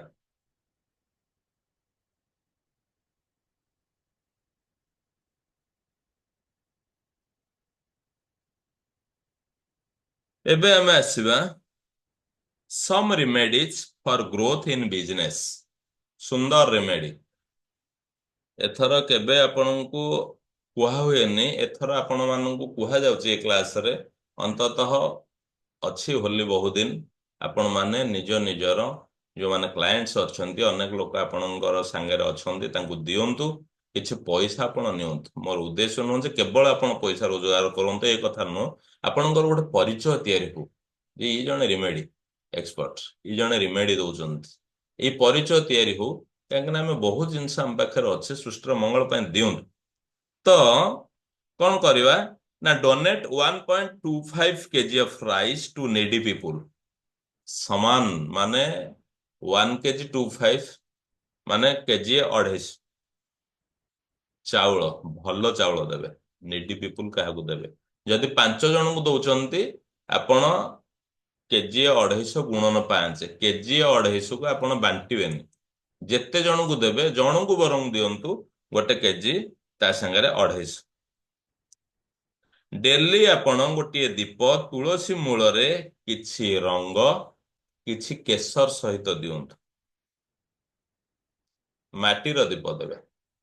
ଗୋଟେ ଚିମୁଟା ରଙ୍ଗ, ଗୋଟେ ଚିମୁଟା କେଶର ସହିତ ଡେଲି ତୁଳସୀ ମୂଳରେ ଆପଣ ଏଇ ଦୀପଟିକୁ ଦିଅନ୍ତୁ। କ୍ଷୀର ସାଙ୍ଗରେ କିଛି କଳା ରାଶି ପ୍ରତିଦିନ ଯଦି ଆପଣ ପାରୁଛନ୍ତି ଓସ୍ତ ଗଛ ମୂଳେ ଆପଣ ଅର୍ପଣ କରନ୍ତୁ। ଯୋଉମାନଙ୍କୁ ଦେଖୁଛନ୍ତି ଆପଣ ବେଗର ବା ମନ୍ଦିର ସାମ୍ନାରେ ବସୁଛନ୍ତି, ଅନ୍ତତଃ ଆପଣଙ୍କର ସାଧ୍ୟ ମତେ ତାଙ୍କୁ କିଛି ମାନେ କ୍ୟାସ୍ ବା ର ଫୁଡ ଆପଣ ଦିଅନ୍ତୁ। ଏଇ ସମୟରେ ଦବା ବହୁତ ଭଲ। ଭଗବାନ ଆମକୁ ବହୁତ ଭଲରେ ରଖିଛନ୍ତି। ଏଇ 7 ଡେଜ୍ ଆପଣ ସୃଷ୍ଟି ପାଇଁ କିଛି କରନ୍ତୁ। ଏବେ ଆମେ ଆସିବା ଥାଳି for business success. Business success ପାଇଁ ଆମେ କିଛି କରିବାର ଅଛି। କଣ କରିବା ନା 1 କେଜି ଗହମ, 1 କେଜି ହ୍ୱିଟ୍, 1 କେଜି ଗହମ, 1 କେଜି ଗୁଡ, କିଛି କ୍ୟାସ୍। କ୍ୟାସ୍ ମାନେ ଆପଣଙ୍କର 11-21 ରୁ କମ ନୁହଁ, ଅଧିକା ହେଲେ ଭଲ। ନୂଆ ଥାଳି, ନୂଆ ଥାଳି ମାନେ ଷ୍ଟିଲ ଥାଳି, ପ୍ଲାଷ୍ଟିକ ନୁହେଁ। ଷ୍ଟିଲ ରୁ ଉପରକୁ ଆପଣ ଦେଇପାରିବେ ଯଦି ଆପଣଙ୍କର ଇଚ୍ଛା ଅଛି, କିନ୍ତୁ ଷ୍ଟିଲ ତଳେ ନୁହେଁ। କିଛି ଡ୍ରାଇ ଫ୍ରୁଟ୍ସ, ତା ସହିତ ଅଙ୍ଗୁର। ୟାକୁ ଏଇ 7 ଦିନ ଭିତରେ ବା ହୋଲି ଦିନ ବା ହୋଲିକା ଦହନରେ ଆପଣ ଗୋଟେ ସୁନ୍ଦର ଥାଳି ସଜେଇକି କୌଣସି ନିଡି ଲୋକଙ୍କୁ ଦେଇପାରିବେ। ଏମିତି କି ଆପଣଙ୍କ ଘରେ କାମ କରୁଥିବା ବ୍ୟକ୍ତିଙ୍କୁ ମଧ୍ୟ ଦେଇପାରିବେ। ଇଏ ହଉଛି ବିଜନେସ୍ ସକ୍ସେସ୍ ପାଇଁ ଆମେ ଏଇ ଥାଳିକୁ ଦେଇପାରିବା। ଯଦି ଆପଣ ଚାହୁଁଛନ୍ତି ଅଧିକା ଦିନ ଦେବା ପାଇଁ ବି ଦେଇପାରିବେ। ଅଛନ୍ତି ଲୋକ ଅଛନ୍ତି, ହେଲା, ସେ ଯଦି ଚାହିଁବେ ଅଧିକା ଦିନ ବି ଦେଇପାରିବେ, ତାଙ୍କ ଇଚ୍ଛା। ଥାଳି ଟୁ ପ୍ରିଭେଣ୍ଟ ଫାଇଟ୍ସ। ବିନା କାରଣରେ ଝଗଡା ଚାଲିଛି ଘରେ, ବିନା କାରଣରେ ଫ୍ୟାମିଲି ଭିତରେ ଝଗଡା ହଉଛି, କିଛି କାରଣ ନାହିଁ, ସବୁବେଳେ ଖିଟ ଖିଟ ଖିଟ ଖିଟ। କେହି ଚାହୁଁନାହାନ୍ତି ଘର ପ୍ରୋବ୍ଲେମ ହଉ, କିନ୍ତୁ ସମୟ ଆସୁଛି ହେଇଯାଉଛି। ହଁ, ଥାଳି ଟୁ ପ୍ରିଭେଣ୍ଟ ଫାଇଟ୍। ସେଇ 1 କେଜି ଆପଣଙ୍କର ଗହମ, 1 କେଜି ଗୁଡ, କିଛି ଆପଣଙ୍କର କ୍ୟାସ୍, ଆପଣଙ୍କର ନୂଆ ଥାଳି, ଏଇ ଡ୍ରାଇ ଫ୍ରୁଟ୍ସ, ଆଉ ଆପଣଙ୍କର ଅଙ୍ଗୁର। ହଁ, ସେଥିରେ କେବଳ ମିଶିଯିବ ଯୋଉଟା ଆମେ ଫାଇଟ୍ସ ପାଇଁ, ପ୍ରିଭେଣ୍ଟ ଫାଇଟ୍ସ ପାଇଁ କରୁଛେ, ସେଥିରେ କିଛି ମହୁ ମିଶିବ ଆଉ ଷ୍ଟ୍ରବେରୀ ମିଶିବ। ୟାକୁ ଆପଣ ଦାନ କରିବେ। ଦେଖନ୍ତୁ, ଯୋଉଟା ଆମେ ବିଜନେସ୍ ସକ୍ସେସ୍ ପାଇଁ କରୁଛେ ସେ ଏକା ଜିନିଷ, ତା ସାଙ୍ଗରେ କିଛି ଷ୍ଟ୍ରବେରୀ ଆଉ ମହୁ ମିଶିଗଲା। ତେଣୁ ଆମେ କଣ କରିବା ନା ଦିଟା ଥାଳି କରିକି ଏଥିରେ କେବଳ ଆକୁ ମିଶେଇକି ଦେଇପାରିବା, ନହେଲେ ୟାକୁ କରିପାରିବା, କେବଳ ତାକୁ ବି କରିପାରିବା। ଗୋଟେ ହଉଛି ଆମର ଯୋଉ ଥାଳି ବନଉଛେ ଗୋଟେ ବିଜନେସ୍ ସକ୍ସେସ୍ ପାଇଁ, ଗୋଟେ ହଉଛି ପ୍ରିଭେଣ୍ଟ ଫାଇଟ୍ସ ପାଇଁ। ହଁ, ବହୁତ କିଛି ମାୟନା ରଖେ। To vanish someone enemy for you life. ଏମିତି କେହି କେହି ଶତ୍ରୁ ପ୍ରତ୍ୟେକଙ୍କ ଜୀବନରେ ରହିଯାଇଥାନ୍ତି। ହଁ, ପ୍ରାୟ 80%ରୁ ଉର୍ଦ୍ଧ୍ୱ ପିପୁଲ୍ସ ନିଶ୍ଚିତ ଭାବରେ, ଆମେ ତ ସେ ଜିନିଷ ଆଲୋଚନା କରିବାନି, ଆମ ଲାଇଫରେ କିଏ ନା କିଏ ଜଣେ ଥାଏ ଯୋଉମାନେ ପୁରା ଶତ୍ରୁ ହେଇକି ଲାଗିଥାନ୍ତି, ବା ସେଇ ଶତ୍ରୁ ସବୁବେଳେ ପଛକୁ ଆମେ ଆଣି ମାନେ ପଛକୁ ଟାଣି ଆଣେ। ସେ ସବୁ ଜାଗାରେ ସିଏ ତାଙ୍କର ମଙ୍ଗଳରେ ରହନ୍ତୁ, କିନ୍ତୁ ଆମ ଲାଇଫରୁ ଆମେ ତାଙ୍କୁ ହଟେଇ ଦେଇପାରିବା କଣ ନା ସେ ଲୋକର ଗୋଟେ ଫଟୋ ଆମେ ନବା। ସେ ଲୋକର ଆମେ ଗୋଟେ ଫଟୋ ନବା, ରେଡ ମାର୍କରରେ ତା ମୁହଁ ଉପରେ ଗୋଟେ କ୍ରସ୍ ମାରିଦେଲେ ଏବଂ ତା ପଛପଟେ ଆମେ ଆମର ୱିଶ କୁ ଲେଖିଦେଲେ ଯେ ଇଏ ମୋ ଲାଇଫରୁ ହଟି ଯାଉଛି। ଏଇଟା ବି ଆପଣଙ୍କର ୟୁଜ। ତାକୁ କଣ କରିବେ ନା ଭିତର ପଟକୁ ଗୁଡେଇକି ବ୍ଲାକ୍ କ୍ଲଥ ରେ ବାନ୍ଧିଦେବେ। ବାନ୍ଧିକି ହୋଲିକା ଦହନ ଦିନ ସ୍ୱାହା ସହିତ ତାକୁ ପକେଇଦେବେ। କେବେ ଆପଣ ଏଇଠି ଭାବନ୍ତୁ ନାହିଁ କି ଆମେ ତାର କିଛି କ୍ଷତି ଭାବୁଛେ। ଆମେ ଆମ ଲାଇଫରୁ ତାଙ୍କୁ ଦୂରେଇ ଦଉଛେ। କୌଣସି ଶତ୍ରୁ ଯଦି ଆମକୁ ପରିଶାନ କରୁଛନ୍ତି, ହେଲା, ଦେଖୁଥିବେ ଅନେକ ଘର କେହି କେହି ବ୍ୟକ୍ତି ଥାଆନ୍ତି ଗୋଟେ ପଟ ସାଇଡରେ ରହିକି ଭାଙ୍ଗି ଦିଅନ୍ତି। ଏସବୁ କଥାରେ ଆପଣ ତାକୁ କରିପାରିବେ। ଏବେ ଆସିବା ଆମେ ଆମ ଲାଇଫରୁ ହଟେଇବା ହେଲ୍ଥ ଇସ୍ୟୁକୁ, like BP, diabetes, joint pain etcetera. ଏ ଟାଇପର ସେ ଏକା ଜିନିଷ, ଜେରକ୍ସ କପି ଅଫ୍ ଲାଷ୍ଟ ପ୍ରେସକ୍ରିପସନର ଜେରକ୍ସ କପି ନେବେ। କାଜଲ ନେଲେ, କଳା ସୂତା ନେବେ। ସେ କାଜଲରେ ଗୋଟେ ଗୋଟେ ଟୋପା ଚାରିଟା କର୍ଣ୍ଣରରେ ମାରିଦେଲେ। ତାକୁ ବାହାର ପଟକୁ ଆପଣ ସେ ପ୍ରେସକ୍ରିପସନକୁ ବୁଲେଇ ଦେଲେ, କଳା ସୂତା ଦ୍ୱାରା ବାନ୍ଧି ଦେଲେ। ହଁ, ନିଜର ଶରୀର ଉପରେ ଯାହାଙ୍କ ପାଇଁ ଆମେ କରୁଛେ ତାଙ୍କ ଶରୀର ଉପରେ ଆଣ୍ଟି କ୍ଲକ୍ ୱାଇଜ 7 ଟାଇମ୍ ବୁଲେଇ ଦେଲେ। 7 ଟାଇମ୍ ବୁଲେଇ ଦେଇକି ହୋଲିକା ଦହନରେ ତାକୁ ଆମେ ନିଜର ଇଣ୍ଟେନସନ ଦେଇକି ପକେଇ ଦେଇ ପାରିବା। ଇଏ ହଉଛି ଆମର ହେଲ୍ଥ ଇସ୍ୟୁକୁ ହୋଲିକା ଦହନରେ, ଇଏ ହଉଛି ସିମ୍ପଲ ରିଚୁଆଲ୍ସ, ସେଦିନ କେହି ବି କରିପାରିବେ। ଏବେ ଆମେ ଆସିବା to come out of addiction. କୌଣସି ପ୍ରକାର ଆଡିକ୍ସନ ଯଦି ରହିଛି, ଅନେକଙ୍କ ପାଇଁ ଦରକାର। ଆପଣ ମାନଙ୍କ ଭିତରୁ ବି ଜଣେ ପଚାରୁଥିଲେ କମ୍ ଆଉଟ୍ ଆଡିକ୍ସନ, ଆପଣଙ୍କୁ କଣ ଦରକାର? ଗୋଟେ ଧଳା କପଡା ଦରକାର, ରେଡ ମାର୍କର ଦରକାର। ଯୋଉ ଧଳା କପଡା, ଟିକେ ଦେଖିବେ ଯୋଉ ଟିକେ ଜିଙ୍କ ଟାଇପ ର କପଡା ଆସେ, ଟିକେ ଚିକ ଚିକ କରୁଥିବାର କପଡା ଯୋଉ ଆସେ, ସେ କପଡାକୁ ଆପଣ ନିଅନ୍ତୁ, ରେଡ ମାର୍କର ନିଅନ୍ତୁ। ସେ କପଡା ଉପରେ ଏଇ ରେଡ ମାର୍କରରେ କଣ ଆଡିକ୍ସନ ଅଛି, ମନେ କରନ୍ତୁ mobile, mobile mobile mobile 7 time ଲେଖନ୍ତୁ। କି ଆଲକୋହଲ, କାର ଆଡିକ୍ସନ ଅଛି, ଆଲକୋହଲ ଆଲକୋହଲ ଆଲକୋହଲ ଲେଖନ୍ତୁ।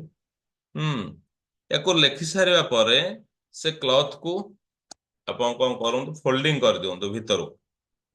ହଁ, ଏବେ କଣ କରିବା, ଯଦି ସେ ବ୍ୟକ୍ତି ପାଖରେ ଅଛନ୍ତି ତାହେଲେ 3 ଟାଇମ୍ସ ଆମେ ଆଣ୍ଟି କ୍ଲକ୍ ୱାଇଜ ବୁଲେଇ ପାରିବା। ଯଦି ପାଖରେ ନାହାନ୍ତି, ଆମେ କାହା ପାଇଁ କରୁଛନ୍ତି, ଆମର କ୍ଲାଏଣ୍ଟସ୍ ପାଇଁ କରୁଛନ୍ତି, ତାକୁ ଭିଜୁଆଲାଇଜ କରନ୍ତୁ। ତା ଫଟୋ ଚାରିପଟେ ଆପଣ 3 ଟାଇମ୍ସ ନହେଲେ 7 ଟାଇମ୍ସ ଆପଣ ହଉଛି କି ଆଣ୍ଟି କ୍ଲକ୍ ୱାଇଜ ତାକୁ ଘୁରେଇ ଦିଅନ୍ତୁ। ଘୁରେଇ ଦେଇକି ହୋଲିକା ଦହନରେ ସ୍ୱାହା କହିବା ସହିତ ପକେଇ ଦିଅନ୍ତୁ। ହଁ, ମୁଁ ଆପଣଙ୍କୁ କହିବି ଏଇ ରିଚୁଆଲ୍ସ ଗୁଡିକ ଆପଣ ମାନେ ହୋଲି ସମୟରେ ଏମିତି କରିବେ, ଅନ୍ୟ ସମୟରେ ବି କେମିତି କରିପାରିବେ। ହଁ, ଏକୁ ଆପଣ କରିପାରିବେ। ଏବେ ଆମେ ଆସିବା, ଯଦି କୌଣସି ପ୍ରକାର ଆମେ ଭାବୁଛେ ଯେ ଆମ ଲାଇଫରେ ସବୁବେଳେ ବ୍ୟାଡ ଲକ୍ ଚାଲିଛି, ମତେ ମୋ ଲକ୍ ସପୋର୍ଟ କରୁନି, ଭ୍ୟାନିଶ ବ୍ୟାଡ ଲକ୍, ହେଲା, ଗୋଟେ ଛୋଟ ମାଟିର ପାତ୍ର ନିଅନ୍ତୁ। ଛୋଟ ମାଟିର ପାତ୍ର, ଯେମିତି କିି ଘଡି, ଆପଣମାନଙ୍କର ମାନେ ପ୍ରଦୀପ ସାର୍ କହିପାରିବେ, ସାବିତ୍ରୀ ମ୍ୟାଡାମ ବି କହିପାରିବେ, ପ୍ରାୟ ଆପଣ ଟାଇପ ର କିଛି ମାଟିର ଜିନିଷ ନେଲେ, ସେଥିରେ ଅଧା ଆପଣ ଆଗ ଫୁଲ କରିଦେଲେ କଳା ରାଶିରେ।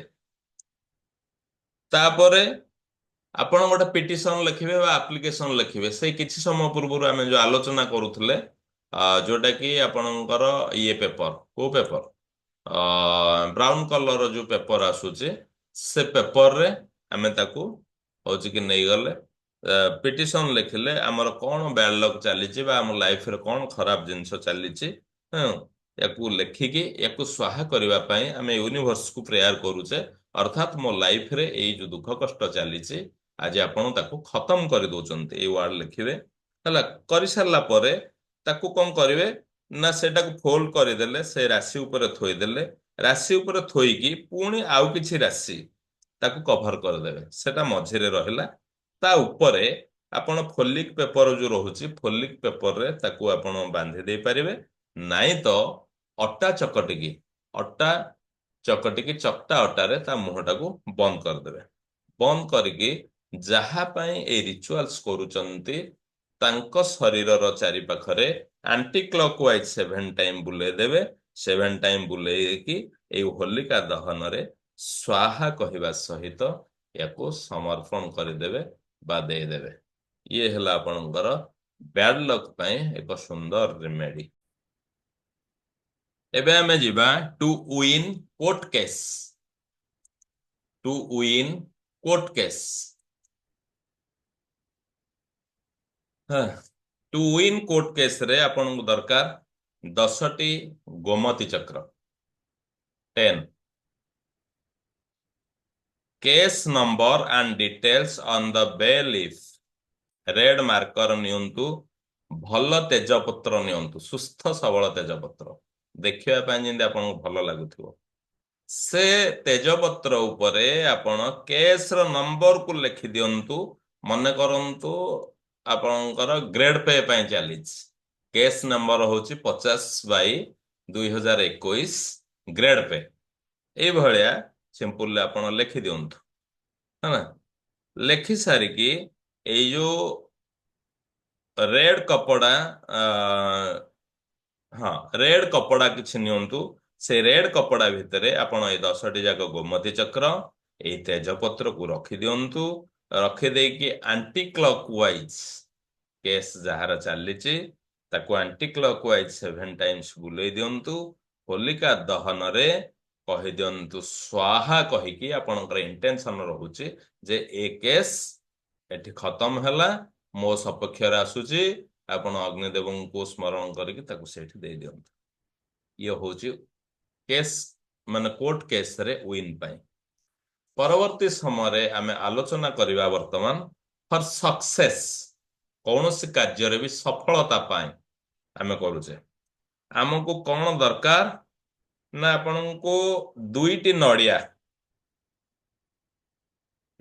ନଡ଼ିଆ, କର୍ପୂର, କଳା ରାଶି, ଆପଣଙ୍କୁ ମିଠେଇ ହଉ ନହେଲେ ନାଇଁ ଗୁଡ ହଉ କି ଚିନି ହଉ ଏଥିରୁ କିଛି, ଗ୍ରୀନ ଇଲାଇଚି ଗୁଜୁରାତି ଆପଣ ନେବେ କିନ୍ତୁ ଶୁଖିଲାଟା ନୁହଁ, ଯୋଉଟା ଗ୍ରୀନ ଥିବ, ଆଉ ସିନ୍ଦୁର, ଲବଙ୍ଗ। ୟାକୁ ନେଇକି ଆମେ କଣ କରିବା? ମନ୍ତ୍ର ଆମର ହଉଛି ଓମ୍ ହ୍ରିମ୍ କ୍ଲିମ୍ ଫଟ୍ ସ୍ୱାହା। ଓମ୍ ହ୍ରିମ୍ ମୁଁ ଦେଇ ଦଉଛି। ଓମ୍ ହ୍ରିମ୍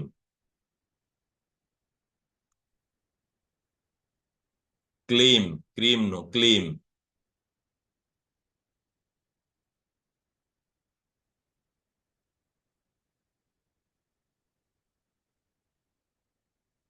ଫଟ୍ ସ୍ୱାହା। 108 ଟାଇମ ଆମେ ତାକୁ ମାନେ ନେଇପାରିବା।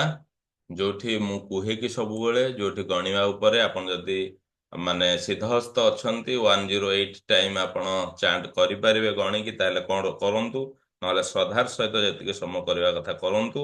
ୟାକୁ କଣ କରିବେ? ସମସ୍ତ ଜିନିଷକୁ ଗୋଟେ କଳା କପଡା ଭିତରେ ରଖିଦେବେ। ହଁ, କଳା କପଡା ଭିତରେ ଗୋଟେ ପୋଟଳି ବାନ୍ଧିଦେବେ। କଣ କଣ ଦରକାର ଆପଣଙ୍କୁ ନା 2ଟା ନଡ଼ିଆ,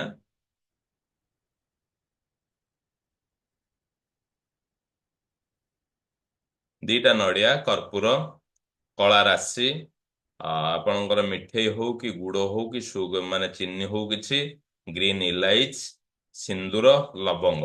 ଏ ପ୍ରତ୍ୟେକ ଜିନିଷ ଆପଣଙ୍କର ଇଚ୍ଛା ଅନୁସାରେ, କୌଣସି ପରିମାଣ ନାହିଁ।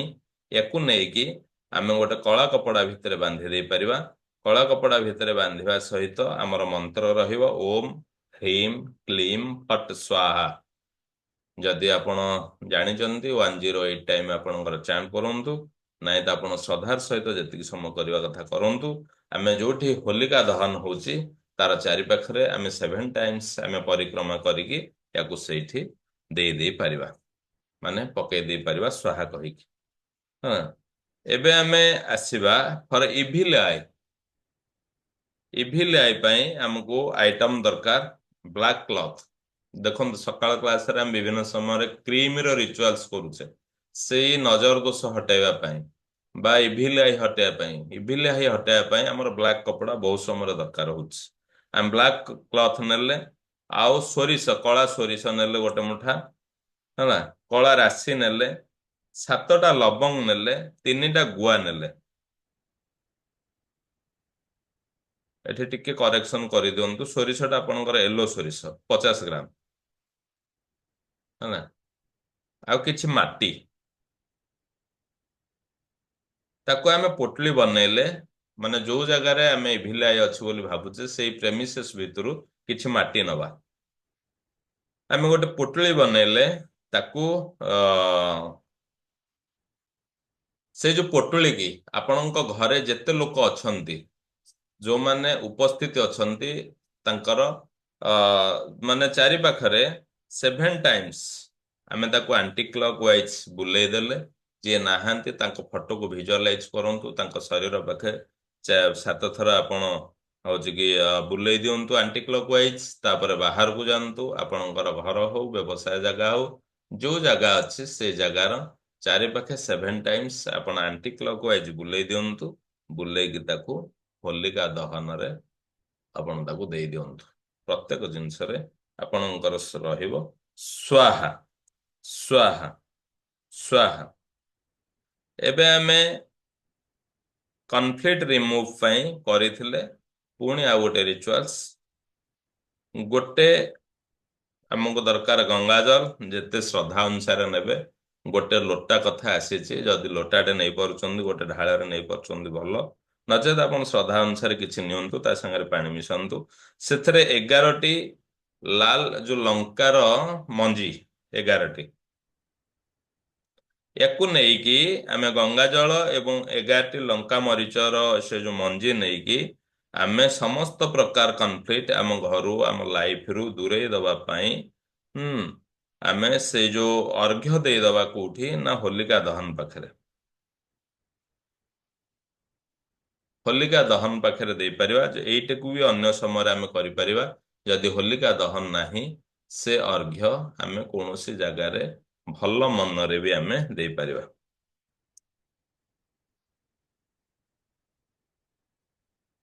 ତା ସହିତ ଆଉ ଗୋଟେ ରିଚୁଆଲ୍ସ ଆମେ କରିପାରିବା। To solve any problem between husband and wife do this rituals. ଏଇ ରିଚୁଆଲ୍ସକୁ ଯଦି କୋଉଠି ଫ୍ୟାମିଲି ପ୍ରୋବ୍ଲେମ୍ ଚାଲିଛି ଆପଣ ମାନେ ଦେଇପାରିବେ। କଣ କରିବେ?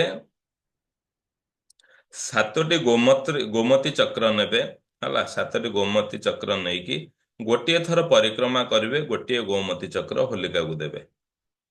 ଗୋଟିଏ ଥର ପରିକ୍ରମା କରିବେ, ଗୋଟିଏ ଗୋମତୀ ଚକ୍ର ଦେଇଦେବେ। ଏଇଭଳି 7 ଥର ପରିକ୍ରମା କରିବେ, 7ଟି ଗୋମତୀ ଚକ୍ର ଆପଣ ହୋଲିକା ଦହନରେ ଦେଇଦେବେ।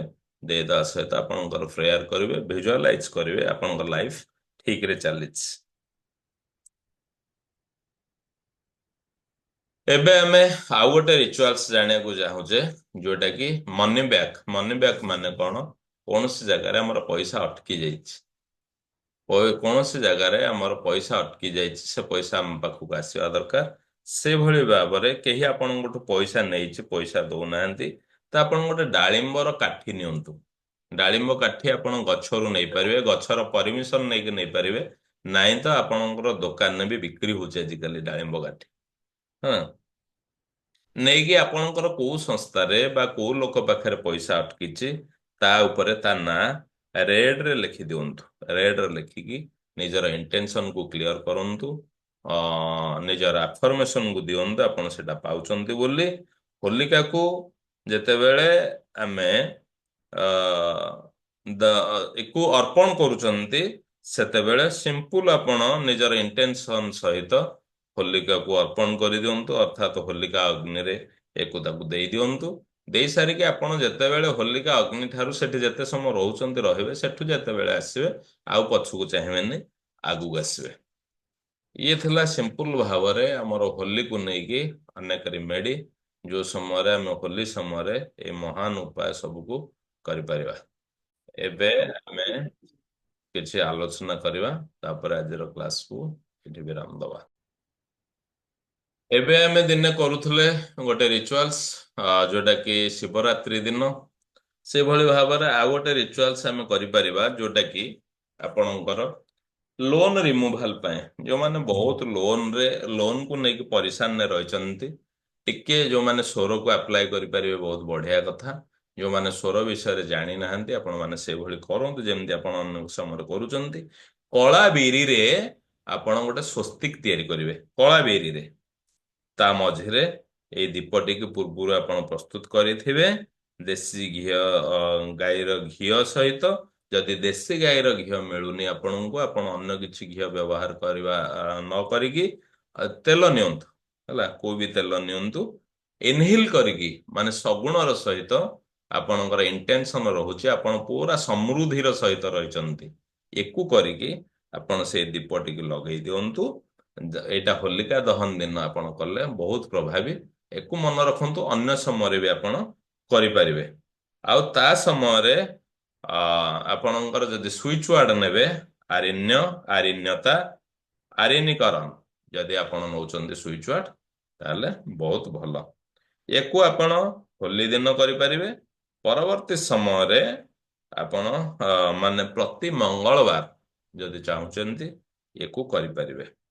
ଆଉ ଯଦି ଆପଣଙ୍କର ଦବାରେ ସୁବିଧା ଥାଏ, କାହିଁକିନା ଅନେକ ଲୋକ ସେ ଦାନକୁ ଗ୍ରହଣ କରନ୍ତିନି, କଳା ବିରିକୁ ଆମେ ଦାନ ବି କରିପାରିବା। ବହୁତ ବହୁତ ଧନ୍ୟବାଦ। ଧନ୍ୟବାଦ ବିଶ୍ୱଶକ୍ତି, ବହୁତ ବହୁତ ଧନ୍ୟବାଦ, ବହୁତ ବହୁତ ଧନ୍ୟବାଦ, ବହୁତ ବହୁତ ଧନ୍ୟବାଦ, ଥ୍ୟାଙ୍କ ୟୁ। ତ